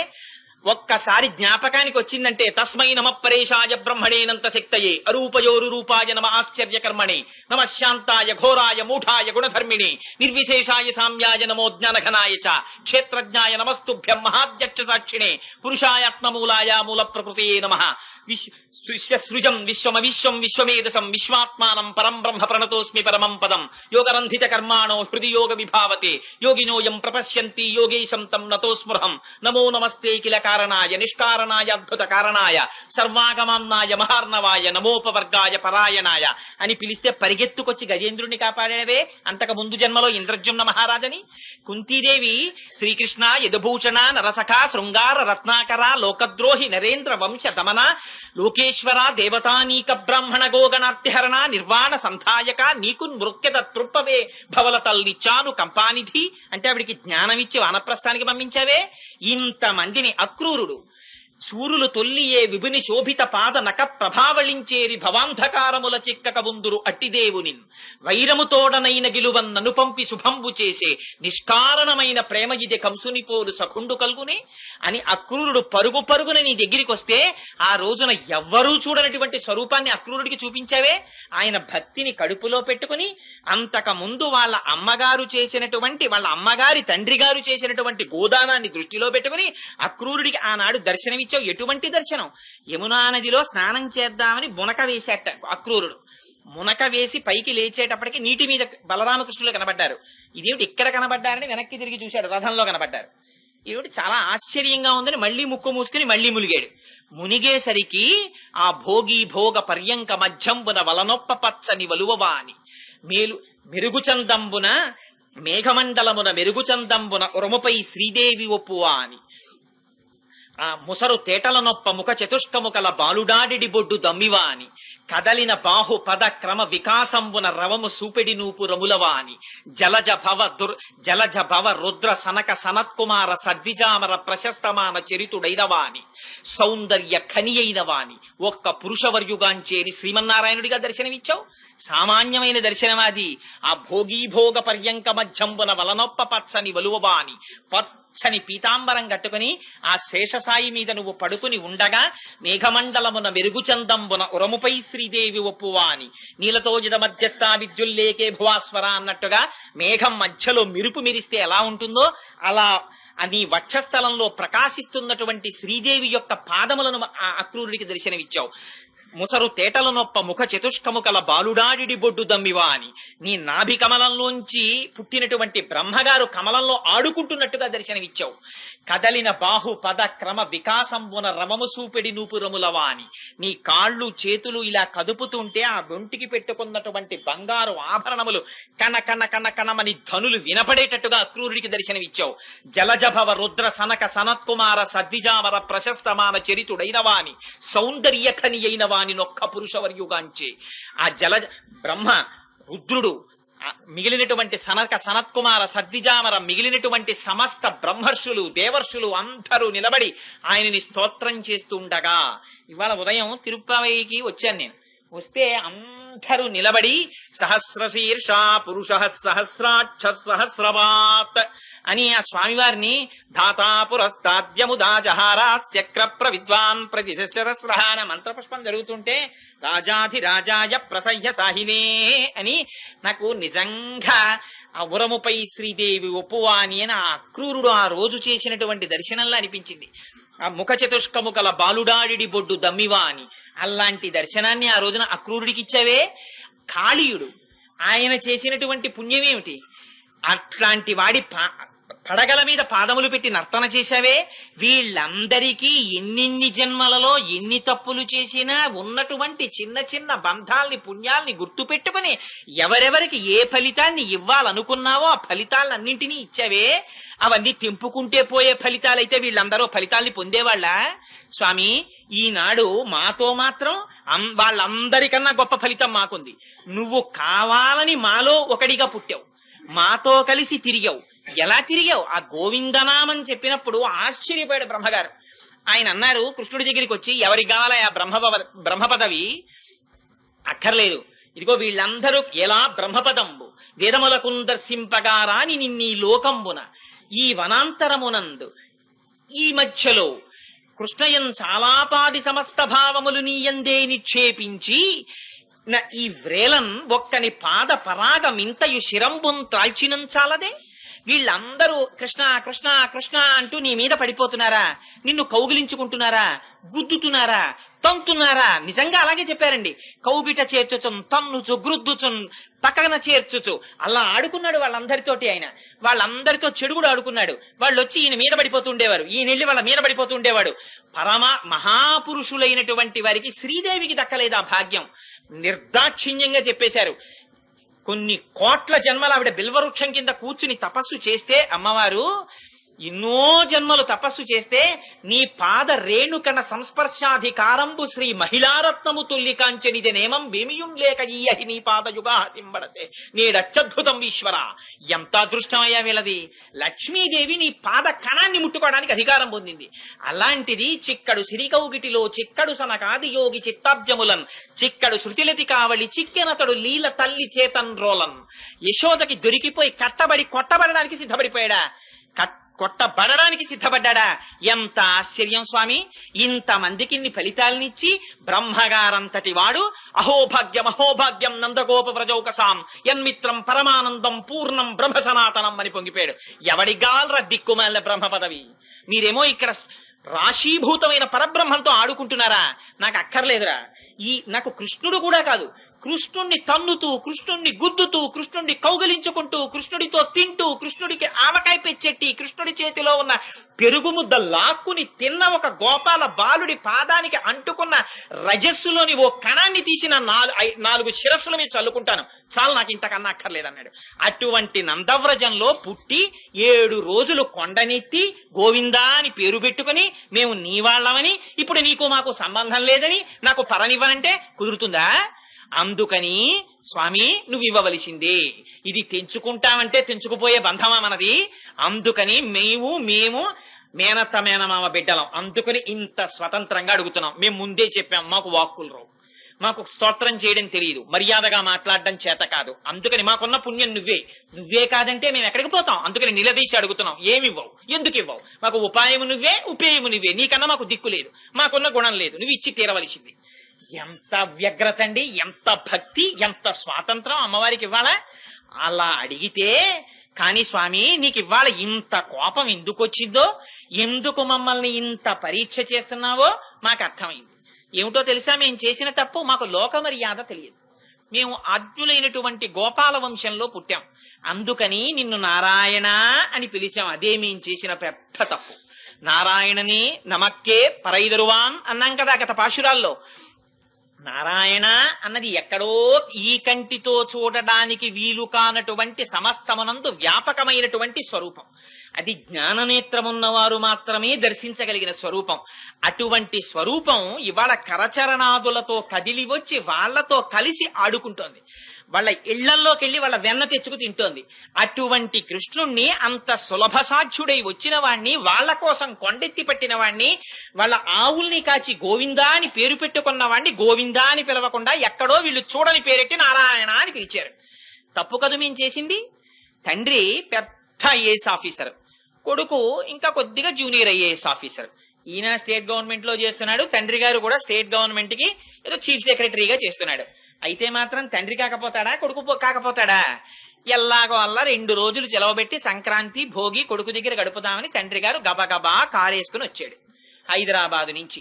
వస్తే కొడుకు గబగబా ఎదురెళ్లి పెట్టేందుకని, సార్ మీరు వచ్చారు, చాలా సంతోషం సార్, రండి సార్ అన్నాడు అనుకోండి. తండ్రికి ఎలా ఉంటుంది? అవమానం చేసినట్టు ఉంటుంది. ఏమిట్రా, నేను ఎంత chief secretary to government of Andhra Pradesh అయితే మాత్రం, నువ్వు ఇంకా ఎంత డిప్యూటీ కలెక్టర్ ర్యాంక్ లో ఉంటే మాత్రం కొత్తగా ఐఏఎస్ అయి నువ్వు నన్ను సార్ రండం ఏమిట్రా? నేను ఇన్స్పెక్షన్ కి వచ్చానా, నీ ఆఫీస్కి వచ్చానా? నువ్వు కొడుకువి, నేను తండ్రిని. తండ్రిగా వస్తే సారుగా పిలుస్తావేమిట్రా? నేను గోవిందుడిగా మీ దగ్గరికి వస్తే నారాయణ అని పిలుస్తారేమిట్రా? మీరు చూడని రూపాన్ని. నేను మీ కళ్ళకి కనపడాలని, మీతో కలిసి తిరగాలని, ఆవుల వెంట తిరగాలని, గోధూళి నా కుంతలమిల మీద పడాలని, మీతో కలిసి చద్దన్నం తినాలని, మీతో కలిసి ఆడుకోవాలని, స్నానపానాదులు మానేయాలని, ఇంత తేలికగా మీ అందరితో కలిసి ఉండాలని నేనొస్తే, మీరు చూడని ఏదో దూరంగా ఉన్నటువంటి ఒక గొప్ప విశిష్ట స్వరూపాన్ని తీసుకొచ్చి ఆ పేరు పెట్టి నన్ను పిలుస్తారేమిట్రా? ఉన్న సౌలభ్యాన్ని దూరం చేస్తారా? ఇదిట స్వామికి వచ్చిన ఆగ్రహం. సార్ అని కొడుకు తండ్రిని పిలిస్తే అన్నాడు, తండ్రి మనసు ఎలా చిన్న, ఏమిట్రా సార్ ఏమిట్రా, నాన్నగారిని పిలవలేవు అని తండ్రి ఎంత విసుగ్గా మాట్లాడతాడో అలా చిన్న బుచ్చు కూర్చున్నట్టు ఆయన. ఏమిటి నారాయణని నమక్కే పరైదరువా అని ఏమిటి మాటలు? గోవిందా మాకి అని అడగద్దు స్వతంత్రంగా మీరు. ఇది మానేసి మీకోసం 7 రోజులు కొండెత్తానే, గోవిందా మాకు ఇది కావాలంటే ఇవ్వను, అది మానేసి నారాయణ, పద్మనాభ, పుండరీకాక్ష ఏమిటి పిలుపులు? పైగా నన్ను నమ్ముకున్న గోపికల్ని పిలిచేటప్పుడు వెర్రి పిల్ల, పిచ్చి పిల్ల, అత్త కూతురా, ఎందుకు వచ్చిన పాండిత్యాలు ఇవన్నీ? మీరొచ్చి నా దగ్గరికి వచ్చి స్వతంత్రంగా గోవిందా నువ్వు తప్ప మాకు ఎవరిస్తారు, ఈ పరాయి అంటే నేను ఇచ్చుండేవాడిని కాను, నన్ను నారాయణ అని మీరు కీర్తించారా అని ముఖం చిట్లించుకున్నావా స్వామి? నిజమే, మాకు మర్యాద తెలియదు, మేము గోపకాంతలం కదా. ఆవుల్ని పాలించుకోవడం, ఆ పాలు తోడు పెట్టి ఆ పెరుగు చిలుకుకోవడం, అందులో వెన్న తీసుకోవడం తప్ప మాకేం తెలుసు? మాకు తెలియదు. అందుకని అన్ని నీ నామాలే కదా అని నారాయణ అని పిలిచాం. నీ నుంచి ఎడబాటు ఓర్చుకోలేక తొందరగా భాగవతులతో కలిసిపోవాలని అత్త కూతురా, వెర్రి పిల్ల, పిచ్చి పిల్ల అని పిలిచాం. మా దోషాలే. అయితే నువ్వు తండ్రివి కదా, మేం పిల్లలం కదా. దోషం చెప్పుకున్నాక తండ్రి మన్నించకుండా ఉంటాడా? నాన్నగారు నిజమేనండి, పొరపాటు అయిపోయింది, 100 రూపాయల కాగితం పట్టుకెళ్ళని ఎక్కడో జారి పడిపోయింది నాన్నగారు, నన్ను క్షమించండి, ఇంకెప్పుడు నేను ఈ పొరపాటు చెయ్యను అని కాళ్ళు పట్టుకున్న కొడుకుని చావగొట్టేస్తారా తండ్రి? ఇంక నుంచి జాగ్రత్తగా ఉండరా అంటాడు. కొడుకు అంత బాధపడ్డాడని బాధపడతాడు. మాకేం తెలియదు కదా, వచ్చి నీ కాళ్ళు పట్టుకుంటే నువ్వు మాలో లోపాలు చూస్తావా? చూడకు స్వామి, మమ్మల్ని క్షమించు, నీ ఔదార్యాన్ని తగ్గించకు, మా మీద కోపగించకు. మేము అడిగినటువంటి పరా అన్న పనిముట్టుందే, ఆ పరా అనేటటువంటి పరమ పురుషార్థం ఉందే, ఆ పరా అన్న పరమ పురుషార్థం ఏమిటా? పురుషార్థం వచ్చే పాశనంలో చెప్పేస్తారు వాళ్ళు, అసలు మాకు ఆ పరాక్కర్లేదు బామన్నారు. అదే కైంకర్య నిష్ఠ అంటే. ఆ పాశురం దగ్గర పడుతున్న కొద్దీ మబ్బులు విడిపోయినట్టు విడిపోతున్నాయి. అమ్మవారు తన కైంకర్యంలో ఉన్న నిష్ఠని, తన భక్తిని, తనకి కావలసిన దాన్ని, తనకున్న ఉపాయాన్ని, తనకున్న ఉపేయాన్ని, పరమేశ్వరుడి సౌలభ్యాన్ని, ఆ సౌలభ్యాన్ని అందుకోలేని తనాన్ని అన్నింటినీ విస్పష్టంగా ఆవిష్కరిస్తోంది. అందుకని స్వామి కోపగించక మేము కోరుకున్న అనబడేటటువంటి పరమ పురుష కైంకర్య సాధనాన్ని మాకు కటాక్షించవలసినది అని ఈ పాశురంలో విజ్ఞాపన చేశారు. బంగారు తామరల వంటి సుందరములు స్పృహణీయమైనటువంటి నీ పాదములకు మంగళాశాసనము పలకడానికి కావలసినటువంటి ప్రయోజనం ఏమిటో తెలుసా స్వామి మాకు? మేము పశువులను కాసి పశువులను తోలుకుని వెళ్లి వాటిని మేపి వాటిని తీసుకుని వచ్చిన తరువాత అన్నము తినేటటువంటి స్వభావము కలిగినటువంటి గోపాల వంశములో జన్మించినటువంటి వాడా, మాకు నీ ఆంతరంగిక కైంకర్యములు కావాలి. అది ఇప్పుడు అప్పుడు అని కాదు, 7 జన్మలకు ఎన్నటికీ నీకే చెందిన వారమై ఉండాలి. నీకే మేము కైంకర్యం చెయ్యాలి. మేము కేవలం అనేటటువంటి సాధనాన్ని అడగడానికి వచ్చినటువంటి వాళ్ళం కాం. మాకు అటువంటి తృప్తిని అటువంటి కైంకర్యాన్ని కటాక్షించవలసినది అని ఈ పాశురంలో తల్లి వేడుకుంటోంది. ఆ పాశురంలో అమ్మవారు అడగడంలో చిత్రం ఏమిటంటే, ఆవిడంటుంది, తెల్లవారకమునుపే నీ పాద సన్నిధానమునకు చేరి బంగారు తామరల వంటి సుందరములు స్పృహణీయములైనటువంటి నీ పాదములను దర్శించి మేము మంగళాశాసనము చెయ్యడానికి ప్రయోజనమును విను. అంటే నిజంగా వాళ్ళు కామ్యంతో చేసిన వారు అన్నది కాదు ఆవిడ భావన. ఆవిడ అనడంలో రహస్యం, తెల్లవారక ముందు బయలుదేరి వచ్చారట. ఈ వ్రతం ఎప్పుడు జరిగింది? మార్గశీర్ష వ్రతం. ఇదిగో ఇలాగే హేమంత ఋతువులో పుష్యమాసంలో మార్గశీర్షంలో ప్రారంభించి జరిగింది కాబట్టి విశేషంగా మంచు కురుస్తూ ఉంటుంది, చాలా చలేస్తూ ఉంటుంది. తెల్లవారుజాముని నిద్ర లేవడం, నిద్ర లేచి ప్రత్యేకంగా ఆ తిరుప్పావై జరిగేటటువంటి ప్రదేశానికి వెళ్ళడం, ఆ పరమాత్మ యొక్క పాదముల యందు దృష్టి పెట్టడం చాలా కష్టమే యథార్థంగా బయట చూస్తే. ఎందుచేతనంటే, ఒకటి శీతాకాలం, అందుకని ఈ హేమంత ఋతువులో మంచు పడుతూ ఉంటుంది కాబట్టి చాలా చల్లగా ఉంటుంది. కాబట్టి తొందరగా నిద్రలేచి స్నానం చేసి వ్రతం జరిగేటటువంటి ప్రదేశాన్ని చేరుకోవడం కూడా శారీరకంగా మనస్సు అంగీకరించదు. హాయిగా దుప్పట్లో పడుకుందు, ఎందుకు వచ్చిన తిరుప్పావై అంటుంది.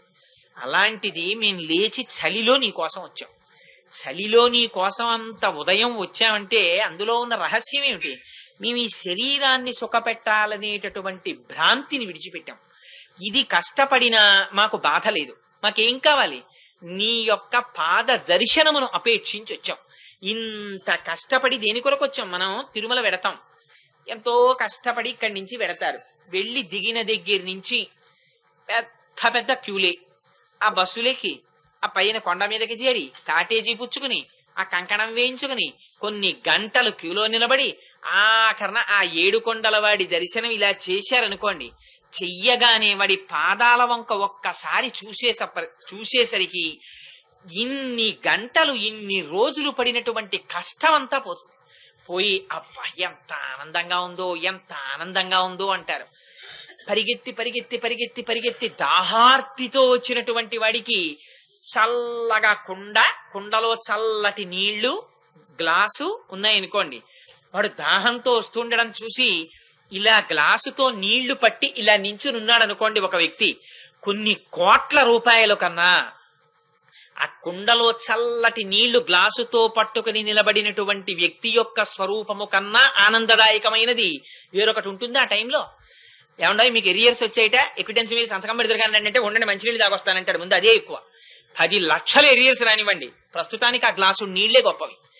ఇంత కష్టం ఆ గ్లాసుడు నీళ్లు తాగుతుంటే గుటక గుటక గుటక గుటక కంఠాన్ని దాటి లోపలికి వెడుతుంటే, కడుపు నిండుతుంటే, ఊపిరి కూడా సరిగ్గా తీయకుండా ముందు నీళ్లు తాగేసి గ్లాస్ అక్కడ పెట్టి అని ఆయాస పడిపోయిన వాళ్ళ ఇంత కష్టపడి వచ్చి ఆ స్వామి పాదాలు చూస్తుంటే చూపుల శ్రీపతి రూపము నాపోవక త్రావి త్రావి హర్షోద్ధతయై వాపుచ్చి మందమధురాలాపంబుల పొగడనదితి లక్ష్మీనాథున్నట్టు ఆ స్వామిని చూపులతో తాగేస్తాను నిజంగా. అక్కడ ఇంతమంది తాగేస్తుంటే ఇన్ని పంపుల్లోంచి ఆ బ్రహ్మ పదార్థం మళ్ళీ అక్కడ పడుతోందో అసలు మళ్ళీ రాశీభూతంగా అక్కడ నిలబడ్డానికి ఇంత కళ్ళతో తాగేస్తున్నాం కదా. మరి అలాంటిది ఆ స్వామి పాద దర్శనమే పరమ ప్రయోజనమై పరిగెత్తుకొస్తే ఆ స్వామికి ఎంత బాధగా ఉంటుందో తెలుసా అండి. నిజంగా అన్నింటికన్నా భగవానుడికి ఉట్టినే అలా బిగదీసుకు నిలబడ్డట్టుగా ఉంటాడు, కానీ ఇది ఎంత చిత్రంగా ఉందంటే భార్యకి భర్తకి ఆగ్రహాలు వస్తాయి. అసలు అలా రాకపోతే పూర్ణత్వం ఉండదు దాంపత్యానికి. అప్పుడు అవగాహనలు పెరుగుతాయి. ఇద్దరి మధ్య కొంచెం బెట్టు వస్తుంది. బెట్టు వచ్చి ఆవిడే ముందు మాట్లాడుతుందిలే అని ఆయన కూర్చుంటాడు. ఆయనే పలకరిస్తారులే 9:15 అవుతోందిగా, అన్నం పెట్టు, అన్నం ఏమిటి అని ఆవిడ కూర్చుంటుంది. 9:15 అయిపోతుంది. ఈయన వెళ్ళి ప్యాంటు చొక్కా వేసేసుకుంటాడు. ఈవిడికి బీపీ పెరిగిపోతుంటుంది. కొంపదీసి వెళ్ళిపోడు కదా, ఇవాళ అన్నం తినకుండానే ఇన్స్పెక్షన్ ఉందన్నాడు ఇటుపోతాడో అని. 9:30 అయిపోతుంది. ఈయన వెళ్ళిపోయి ప్యాంటు చొక్కా వేసేసుకుంటాడు. అలా తినడే ప్యాంటు చొక్కాతోటి ఈవిడి బట్టలు వేసేసుకుంటున్నాడు, వెళ్ళిపోతాడేమో అని. ఆఖరికి ఆయన గబగబా వెళ్ళి ఏ సాక్సో తీసి వేసేసుకుంటున్నాడు అనుకోండి. ఇంత బెట్టు చేసింది అన్నానికి పిలవకుండా ఉంటుంది ఏంటి అని ఆ బలహీనత ఈయనకి తెలుసు. ఆఖరికి ఉండలేక, మార్ధవత్వం స్త్రీకి ఎక్కువ కదా, నేను ఇలా పక్షపాతమైన జడ్జిమెంట్ ఇచ్చానని మరోలా అనుకోకండి. అదేంటి ఎవరి కోసం ఉండేది ఇదంతా, నేను తినడానికా అంటుంది. ఏంటి రండని అనలేక, అంటే వస్తున్నారు తినడానికి, మేమే కదా ఉన్నాం ఇంట్లో అని అక్కడ ఆయన కూర్చుంటారు. సరే, ఏదో మొత్తం మీద ఏదో రకంగా ఇద్దరు కలుస్తారా లేదా, ఆ కలియడంలో మాటలు మానిన కాసేపట్లో దృష్టి అంతా ఆవిడ ఎలాగో అలా పిలిస్తే బాగుండని ఈయన దృష్టి ఆవిడ మీద, ఆయన ఎలాగో అలా మాట్లాడితే బాగుండని ఆవిడికి ఈయన మీద ఉన్నట్టు వాడిని ఎలాగో అలా ఉద్ధరించాలని చూస్తుంటారు. కానీ నిజంగా భక్తుడు కదిలి తన దగ్గరికి వచ్చి నిలబడి నమస్కారం చేసి తనకున్న రూపాయి ఆ హుండీలో వేసేసి వెళ్ళిపోతుంటే ఆయన ఎంత బెంగెట్టుకుంటాడో. కొడుకుకి వచ్చే 5,000 రూపాయల జీతంలో సంక్రాంతికి నాన్నగారు మీరు ఒక్క పంచె కట్టుకోండి నాకు తృప్తి అని తన 150 రూపాయలు ప్యాంటు చొక్కా కనుక్కుని, నాన్నగారు మీకు ఎప్పటి నుంచో ఇలాంటి పంచె అంటే ఇష్టం అని అడిగేవారు, అంచు పంచె తీసుకొచ్చానండి, ఆప్కోలో మాకు లోన్ ఇస్తున్నారు బట్టలకి అని కొడుకు 500 పెట్టి పంచె తెచ్చాడు అనుకోండి.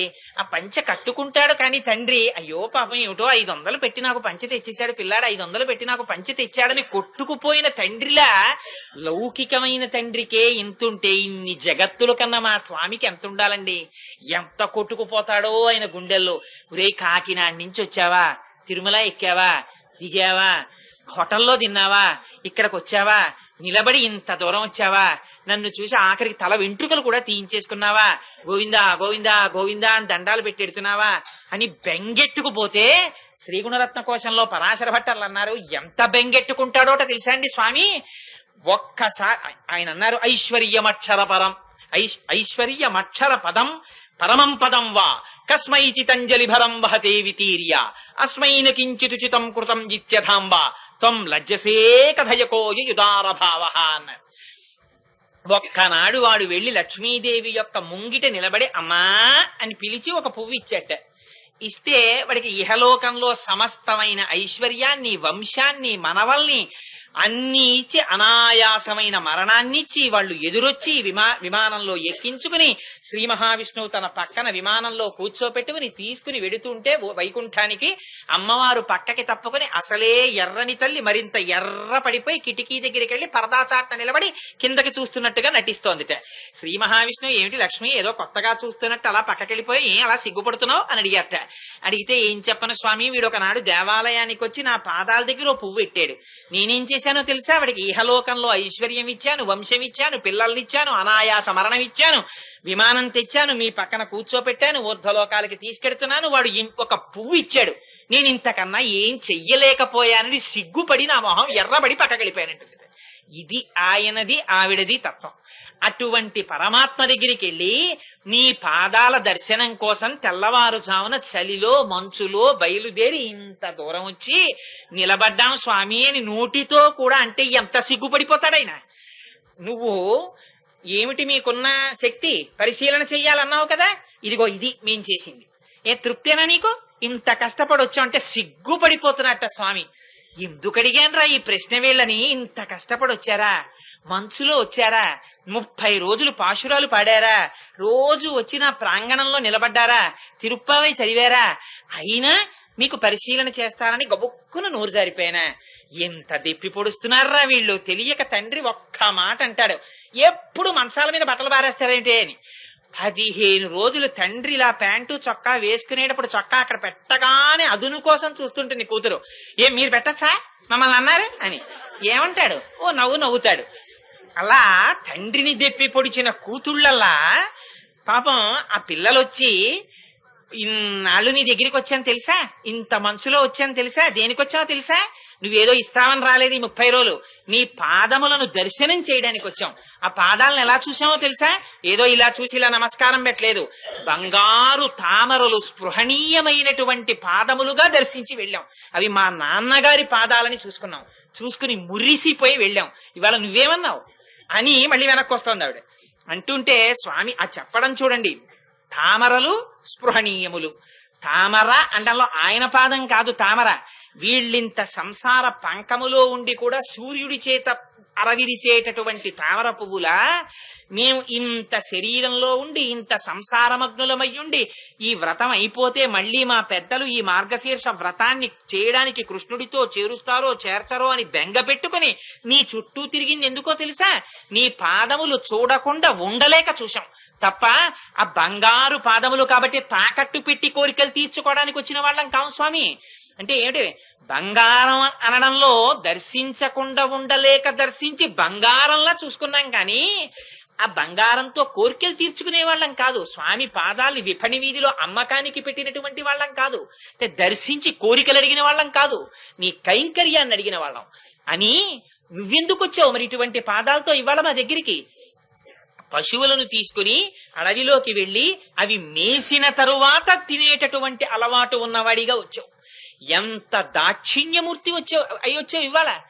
మనుష్యులు తిన్న తరువాత తింటే పెద్ద ఆశ్చర్యం లేదు, కానీ దూడల్ని తోలుకుని వెళ్ళావు. వెళ్ళి ఆ దూడలన్నీ గడ్డి తిన్న తర్వాత, దూడలన్నీ నీళ్లు తాగిన తర్వాత అప్పుడు గోపాల బాలుని పిలిచేవాడు. పిలిచి ఇప్పుడు మనందరం తిందామనేవాడు. నిజంగా కూడా అలాగే చేశాడండి ఆయన. పోతన గారు ఒక చోట చెప్తారు, ఎండం రగ్గితి రాకటం బడితి ఇంకేలా విలంబింపగా రెండో బాలకులార చల్దిగుడువన్ రమ్యస్థలం బిక్కడి దండం లేగలు నీరు త్రావి ఇరమందం పచ్చికల్ మేయుచున్ దండంబై విహరించుచుండ అరమంద ప్రీతి భక్షింతమే అన్నాడాయన. ఇక్కడ మంచి సరోవరాలున్నాయి, అందులో వికసించినటువంటి పద్మాలున్నాయి. కుడితి నీళ్లు పెట్టినవాడు కాదు ఆవులకి కృష్ణ పరమాత్మ. మనమైతే అలాంటి నీళ్లు తాగాలనుకుంటాం. ఆయన ఎటువంటి నీళ్లు ఆవులు తాగాలని కోరుకున్నారో తెలుసా అండి? అరవిరిసినటువంటి పద్మములట. ఆ పద్మముల నిండా ఝంకారం చేసేటటువంటి తుమ్మెదలట. ఆ తుమ్మెదల యొక్క రెక్కల రాపిడి చేత కేసరములలోంచి రాలిపోయినటువంటి పద్మ పరాగముట. ఆ పరాగముతో కలిసిపోయినటువంటి నీళ్లుట. వెరసి శ్రీరామనవమి నాడు ఇచ్చేటటువంటి యాలకలతో కూడిన పానకం లాంటి నీళ్లుట. అటువంటి నీళ్లు ఆ ఆవులు తాగుతాయి. మోకాలు లోతు లేత పచ్చిక అంతా పెరిగింది.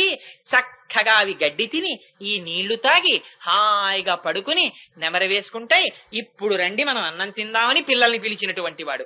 మామూలుగా మనుషులు తింటే, మనుషుడిగా పుట్టావు కాబట్టి మనుషుల ఆకలి చూడాలి, అలా చూసిన వాడివి కాదే నువ్వు. పశువులు కూడా తిన్న తరువాత తినేటటువంటి లక్షణం ఉన్నవాడివి. అంతటి దయార్ద్ర హృదయుడివి, అటువంటి దయాశాలివి. ఇవాళ మమ్మల్ని ఏం కావాలని నువ్వు అడగడం మా కోరిక మేం చెప్పడమా? పశువులు నిన్ను అడిగాయా మేం తిన్నాక నువ్వు తినని? అనకపోయినా అవి తిన్న తర్వాత నువ్వు తిన్న దయాశాలివే. అటువంటిది ఒక కోరికతో మేము ఇది పొందాలి నీ దగ్గరని నిలబడితే మా కోరిక తెలియని వాడిలా ఏ కోరిక మీకని అడిగి నువ్వు సింహాసనం మీద కూర్చోడమా? అది వాళ్ళకి లోపల ఉన్నటువంటి భావం. అందుకని స్వామి ఇవాళ నిజం చెప్పేస్తున్నాం, మేమసలు పరా అన్న సాధనం కోసం వచ్చినటువంటి వాళ్ళం కాం. ఏదో పరడియం ఇదిగో ఇచ్చేస్తున్నాను అంటే ఈ జన్మలో కైంకర్యాన్ని అడుగుతున్నామని అనుకుంటున్నావేమో. మా కోరికది కాదు. మా కోరిక ఏమిటో తెలుసా? మేము ఎప్పుడూ నీకు ఆంతరంగిక కైంకర్యం చెయ్యాలి. మా వంశంలో నీయంత నువ్వుగా కోరి పుట్టావు కనుక మా దగ్గర కైంకర్యం తీసుకోను అనడం నీకు కుదరదు. పిల్లలు పుట్టిన తరువాత ఆ పిల్లలు ఏది ఉత్తరీయం ఏది అని వీడు వెతుక్కుంటుంటే కొడుకు చిన్నపిల్లవాడు ఆడుకుంటూ ఆడుకుంటూ మట్టి చేతులతో ఉన్నాడు. వాడు పరిగెత్తుకెళ్ళి నాన్నగారని మీ ఉత్తరం ఇదిగో ఇక్కడే పెట్టారని తీసుకొచ్చి ఇస్తాడు. ఇస్తే ఛీ పురాణానికి కడుతుంటే మట్టి చేతులతో ఉత్తరం తీసుకొస్తావు అంటాడా? అమ్మో నేను వెతుక్కుంటుంటే వీడు పాపం చిన్న పిల్లడా ఆడుకుంటున్నాడు, పరిగెత్తుకు వచ్చి ఉత్తరం ఇచ్చారని సంతోషంగా వాడి వంక చూసి వాడి బొగ్గాలు నిమిరి నాన్న వెళ్ళొస్తాను రా అని ఇలా ఉత్తరం వేసుకుని వెళ్ళావు. అలా మేం గోపాల బాలురం అంటామే, నీకేముందంటావే? మేము నీ ఆంతరంగిక కైంకర్యాలు చేస్తాం. ఎలాంటి కైంకర్యాలు చేస్తామో తెలుసా? నువ్వు వచ్చి ఇలా సింహాసనం మీద కూర్చుంటే మేము ఏది శంఖం పట్రా అని నువ్వు అనాలి, మేము శంఖం పట్టుకొచ్చి నీకు ఇవ్వాలి. ఇవి ఇంకోళ్ళు చెయ్యరు, ఆంతరంగికులే చేస్తారు. అందుకని మేం చేస్తాం ఈ పనులు. నువ్వు ఇక్కడ ఉన్నప్పుడు అవతారంలో రామచంద్రమూర్తిగా ఉంటే ఏదా కోదండం తెండి అనాలి, మేము కోదండం పట్టుకొచ్చి ఇస్తాం. ఏది నా అమ్ముల పొది తిండి అనాలి, మేము అది తీసుకొచ్చి ఇస్తాం. ఈ భుజానికి అందట్లే తాడు కట్టండి అనాలి, మేము తాడు కడతాం. ఏది నా పంచి ఎక్కడ పెట్టాను అనాలి, మేము తీసుకొచ్చి ఇవ్వాలి. ఏది నేను స్నానం చెయ్యాలి అనాలి, మేము నీళ్లు తీసుకొచ్చి పెట్టాలి. నువ్వు వచ్చి పడుకుంటే మేము స్వతంత్రంగా వచ్చి నీ పాదాలు వత్తాలి, నీ పాదాలకి లత్తుక పెట్టాలి, ఆ పాదముల మీద పువ్వులు వెయ్యాలి, శిరస్సు తాటించి నమస్కరించాలి. నువ్వు భోజనం చేస్తుంటే మేము వడ్డించాలి, నువ్వు భోజనం చేశాక మేము తాంబూలం ఇవ్వాలి, ఆ తరువాత నువ్వు సుఖంగా లక్ష్మీదేవితో కూర్చుంటే మేము విసనకర్ర విసరాలి. ఇటువంటి ఆంతరంగిక కైంకర్యాలు కావాలి. ఎప్పుడో తెలుసా? పరగా కాదు, ఈ జన్మలో ఇక్కడ ఈ శరీరం ఉన్నంతసేపు కైంకర్యం చెయ్యడం కాదు, ఎప్పుడు ఎన్నడు 7 జన్మలు ఎంతకాలమైనా నీకు కైంకర్యమే చేస్తూ ఉండాలి. అది నువ్వు వైకుంఠంలో ఉన్నప్పుడే కాదు, నువ్వు ఒక్కనాడు పరా వ్యూహ విభవ అంతర్యామి అర్చ అన్న మూర్తులలో ఒక్కొక్కనాడు అవతారమును స్వీకరించి వస్తుంటావు. అలా అవతారాన్ని స్వీకరించి వచ్చినప్పుడు నిన్ను విడిచిపెట్టి ఉండలేక వచ్చేటటువంటి వాటిల్లో మేం కూడా ఉండాలి.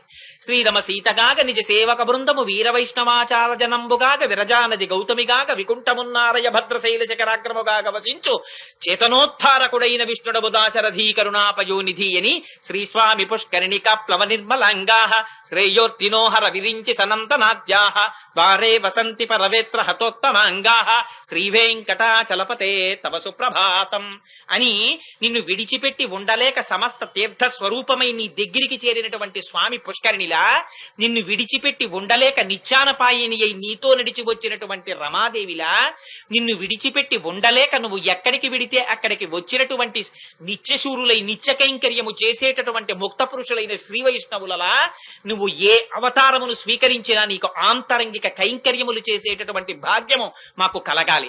అదిగో అటువంటి పరమ పురుషార్థాన్ని మేము కోరుకుంటున్నాం తప్ప యథార్థమునకు మేము స్నానం అడగలేదు, మేము పరనడగలేదు. అందుకని స్వామి ఇవి ఇవ్వను అని నువ్వు అనడానికి వీల్లేదు. అందుకని ఈ కైంకర్యాన్ని మాకు కటాక్షించి అటువంటి ఫలమును మాకిచ్చి మమ్మల్ని కృతార్థులను చెయ్యవలసినది. దీన్ని అపేక్షించి ఇంతకాలం ఈ తిరుప్పావై అనేటటువంటి వ్రతాన్ని చేశామని ఆ తల్లి విస్పష్టంగా కృష్ణ పరమాత్మ దగ్గర ఆవిష్కరించిందిట. పరమ ప్రీతిపాత్రుడై స్వామి ఇవ్వడండి. ఇంత చనువుగా, ఇంత స్వతంత్రంగా, ఇంత భక్తిగా అడిగితే ఇవ్వకుండా ఎలా ఉండగలడు? అక్కడ వాళ్ళు నాకున్నది అన్నదేం లేదు, భక్తి ఒక్కటే చెప్పారంతే. దీనికి ఒక దృష్టాంతం చెప్తుంటారు. నాకు ఈ నిజంగా వాళ్ళ భక్తి చూస్తూ ఉంటే మాకు ఏముంది అంటే నిజంగా అలాంటి భక్తికి లొంగిపోతాడు కూడా పరమాత్మ. ఇంచేతంటే పూర్వకాలంలో ఒక గురువు గారు ఒక అరణ్యంలో ఒక ఆశ్రమం కట్టుకుని శిష్యులందరికీ మంత్రోపదేశం చేస్తుండేవారట. రోజు శిష్యులు రావడం, మంత్రోపదేశం పొందడం, వెడుతుండడం, అక్కడ మేకలు కాసుకుని ఆయన ఒక ఆయన చూస్తుండేవాడు. చూసి ఓ రోజున గురువు గారి దగ్గరికి వెళ్ళి, గురువుగారు నాకు కూడా మంత్రోపదేశం చేయండి అన్నాడు.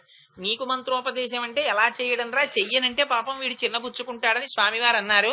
ఊరే ఏం చేస్తావురా నువ్వు, అసలు ఈ అడవికి వచ్చి ఏం చేస్తావు అన్నారు. ఏం చేస్తానండి, వచ్చేటప్పుడు ఉట్టి తెచ్చుకుంటాను, మేకలు నట్టుకొస్తాను, వచ్చి అక్కడ కూర్చుంటాను, కూర్చుని వెంటనే చల్ది మూట విప్పుతాను, చద్దన్నం తింటాను, మంచినీళ్ళు తాగుతాను. మధ్యాహ్నం మళ్ళీ దాని కింద ఇంకో పాత్ర ఉంటుంది, అది విప్పుతాను, అందులో ఆవకాయ పెచ్చవి ఉంటే ఆ అన్నం తింటాను, సాయంకాలం మేకలు తోలుకుని ఇంటికి వెళ్ళిపోతాను అన్నాడు. వీడికి ఏ మంత్రం చెప్పాలరా అనుకుని ఇవ్వనంటే పాపం చిన్నబుచ్చుకుంటాడని ఆయన అన్నారు. నువ్వు ఓ పని చేయరా, రోజు మేకల్ని తోలుకుని వస్తున్న దగ్గర నుంచి ఒక మంత్రం చెప్పుకుంటుండు మనసులో, ఇది ఎవ్వరికి చెప్పకు నేను చెప్పానని, బొల్లిగద్దెనెక్కినట్టి నల్లనయ్యా నాతో పాటు చలిదన్నం తిని పోవాయా అంటుండరా అన్నారు. ఎవడిది మహామంత్రం అనుకున్నాడు. వాడికి గురువు మీద నిష్ట, మంత్రం మీద నిష్ట అంతే వాడికి తెలుసున్నది. అందుకని పాపం వాడి ఇంట్లో బయలుదేరిన దగ్గర నుంచి బొల్లిగద్దనెక్కినట్టి నల్లనయా నాతో పాటు చలిదన్నం తిని పోవాయా అంటూ వచ్చేవాడు. వచ్చి గురువుగారు చెప్పిన తర్వాత జరగకుండా ఉంటుందా, అంతమందికి అవుతున్న దర్శనం నాకు అవదు, వాళ్ళందరూ పొందుతున్నారు కదా మంత్రాన్ని అని ఆ చద్ది మూట విప్పి దిక్కులన్నింటి వంక చూస్తూ ఓ బొల్లిగద్దనెక్కినట్టి నల్లనయా వచ్చి చలిదన్నం తిని పోవాయా అంటుండేవాడు. వీడి ఆర్తి చూశారు పరమాత్మ. అయ్యో పాపం వీడు నిజంగా నేను వస్తానని ఇంత తాపత్రయపడుతున్నారని గభాలన గరుక్మంతుడు ఎక్కి దిగిపోయారు. దిగిపోయి పెట్రా అన్నారు. ఎదురుగుండా ఆయనతో పాటు కూర్చున్నారు. ఎన్ని సందర్భాల్లోనూ జరిగాయండి నిజంగా అలా మహాపురుషుల దగ్గర. కూర్చుని ఇద్దరు కలిసి ఆ చద్దన్నం ఆయనకి పెట్టాడు, ఆ చద్దన్నం ఈయన తిన్నాడు. అయిపోయింది చద్దన్నం, నువ్వు వెళ్ళన్నాడు. ఇంకా వాళ్ళకి ఏం తెలుసు, వాళ్ళ స్థాయి వాళ్ళది. మార్గావర్తిత పాదుకా పశుపతే రంగస్య కూర్చాయితే శివానంద లహరిలో తిన్నడి భక్తి. అందుకని ఆయన వెళ్ళిపోతుండేవాడు. మళ్ళీ మధ్యాహ్నం అయ్యేటప్పటికి ఓ బొల్లిగద్దనెక్కినట్టి నల్లనయా వచ్చి చలిదన్నం తినిపోవా మళ్ళీ వచ్చేవాడు. మళ్ళీ ఇది వెళ్ళిపోతుండేవాడు. అయిపోయింది సాయంకాలం మేకనెక్కి వెళ్ళిపోతుండే, మేకల నట్టుకుని వెళ్ళిపోతుండేవాడు. కొన్నాళ్ళు పోయిన తర్వాత గురువు గారికి కనబడ్డాడు ఆయన. ఎందుకోటి ఎడితే ఏమిట్రా వీడు ఇంత సంతోషంగా ఉన్నాడు అనుకుని గురువు గారు పిలిచి అడిగారు, ఎహరా నీకు మంత్రం ఇచ్చాను కదా చేస్తున్నావా అన్నారు. చెయ్యడం ఏమిటి బాబాయ్, రోజు వస్తుంటే స్వామివారు వచ్చి శుభ్రంగా నాతో పాటు చద్దన్నం తింటున్నారు అన్నాడు. ఏమిట్రా నీ దుస్సాధ్యం కోలా స్వామివారు రావడం ఏమిటి, నీతో చద్దన్నం తినడం ఏమిట్రా అన్నారు. బాబాయ్ మీరు చెప్పాక లోటా, మీరు ఇచ్చిన మంత్రమా మజాకాయా, వచ్చేస్తున్నారండి లేకపోతే ఉట్టినే వస్తున్నారా మీ దగ్గరికి ఇంతమంది మంత్రానికి అన్నాడు. ఇదేమిట్రా నాకే రాలేదు, నెల నుంచి మంత్రం చేస్తున్నాను, వీడికి వచ్చాడంటాడు ఏమిట్రా, మీరే రేపు ఎన్ని గంటలకు పెడతావరా చద్దన్నం అన్నారు. పొద్దున్న 9 ఆ టైంలో వాడికి వేళ తెలుసా, అదిగో బాబాయ్ బలానా టైంకి పొద్దు అలా ఎక్కే వేళకి చద్దన్నం పెడతాను అప్పుడు వస్తాడండి అన్నాడు. సరే అలాగే పిలవరా, నేను ఆ పొదచాట్న కూర్చుంటాను అనుకుని వెళ్ళి పొదచాట్న కూర్చున్నాడు. వీడు మళ్ళీ చద్దన్నం మూట విప్పి ఓ బొల్లి కదా నెక్కినట్టు నల్లనయా చద్దన్నం తిందువు అని రావాయా అన్నాడు. స్వామివారు ధాన్మని వచ్చేసారు సుపర్ణుండికి. ఇద్దరు కలిసి చద్దన్నం తిన్నారు. ఆయన కన్నుల వెంట నీళ్లు కారిపోయి ఆయన వెళ్ళిపోగానే ఈ మేకలు కాసుకునేవాడి కాళ్ళు అట్టుకున్నాడు గబగబా వచ్చి. అదేంటి బాబాయ్ మీరు నా కాళ్ళు అట్టుకున్నారు, అలా పట్టుకోకూడదన్నాడు. ఊరే ఇన్నాళ్ళు నువ్వు నా కాళ్ళు అట్టుకోవాలనుకునేవాడిని, ఇవాళ తెలిసిందిరా నేనే నీ కాళ్ళు అట్టుకోవాలి, నీకు తెలీదు. కానీ వాడికి ఎలా చెప్పాలో అలా చెప్పాడు గురువుగారు. అది విచిత్రం.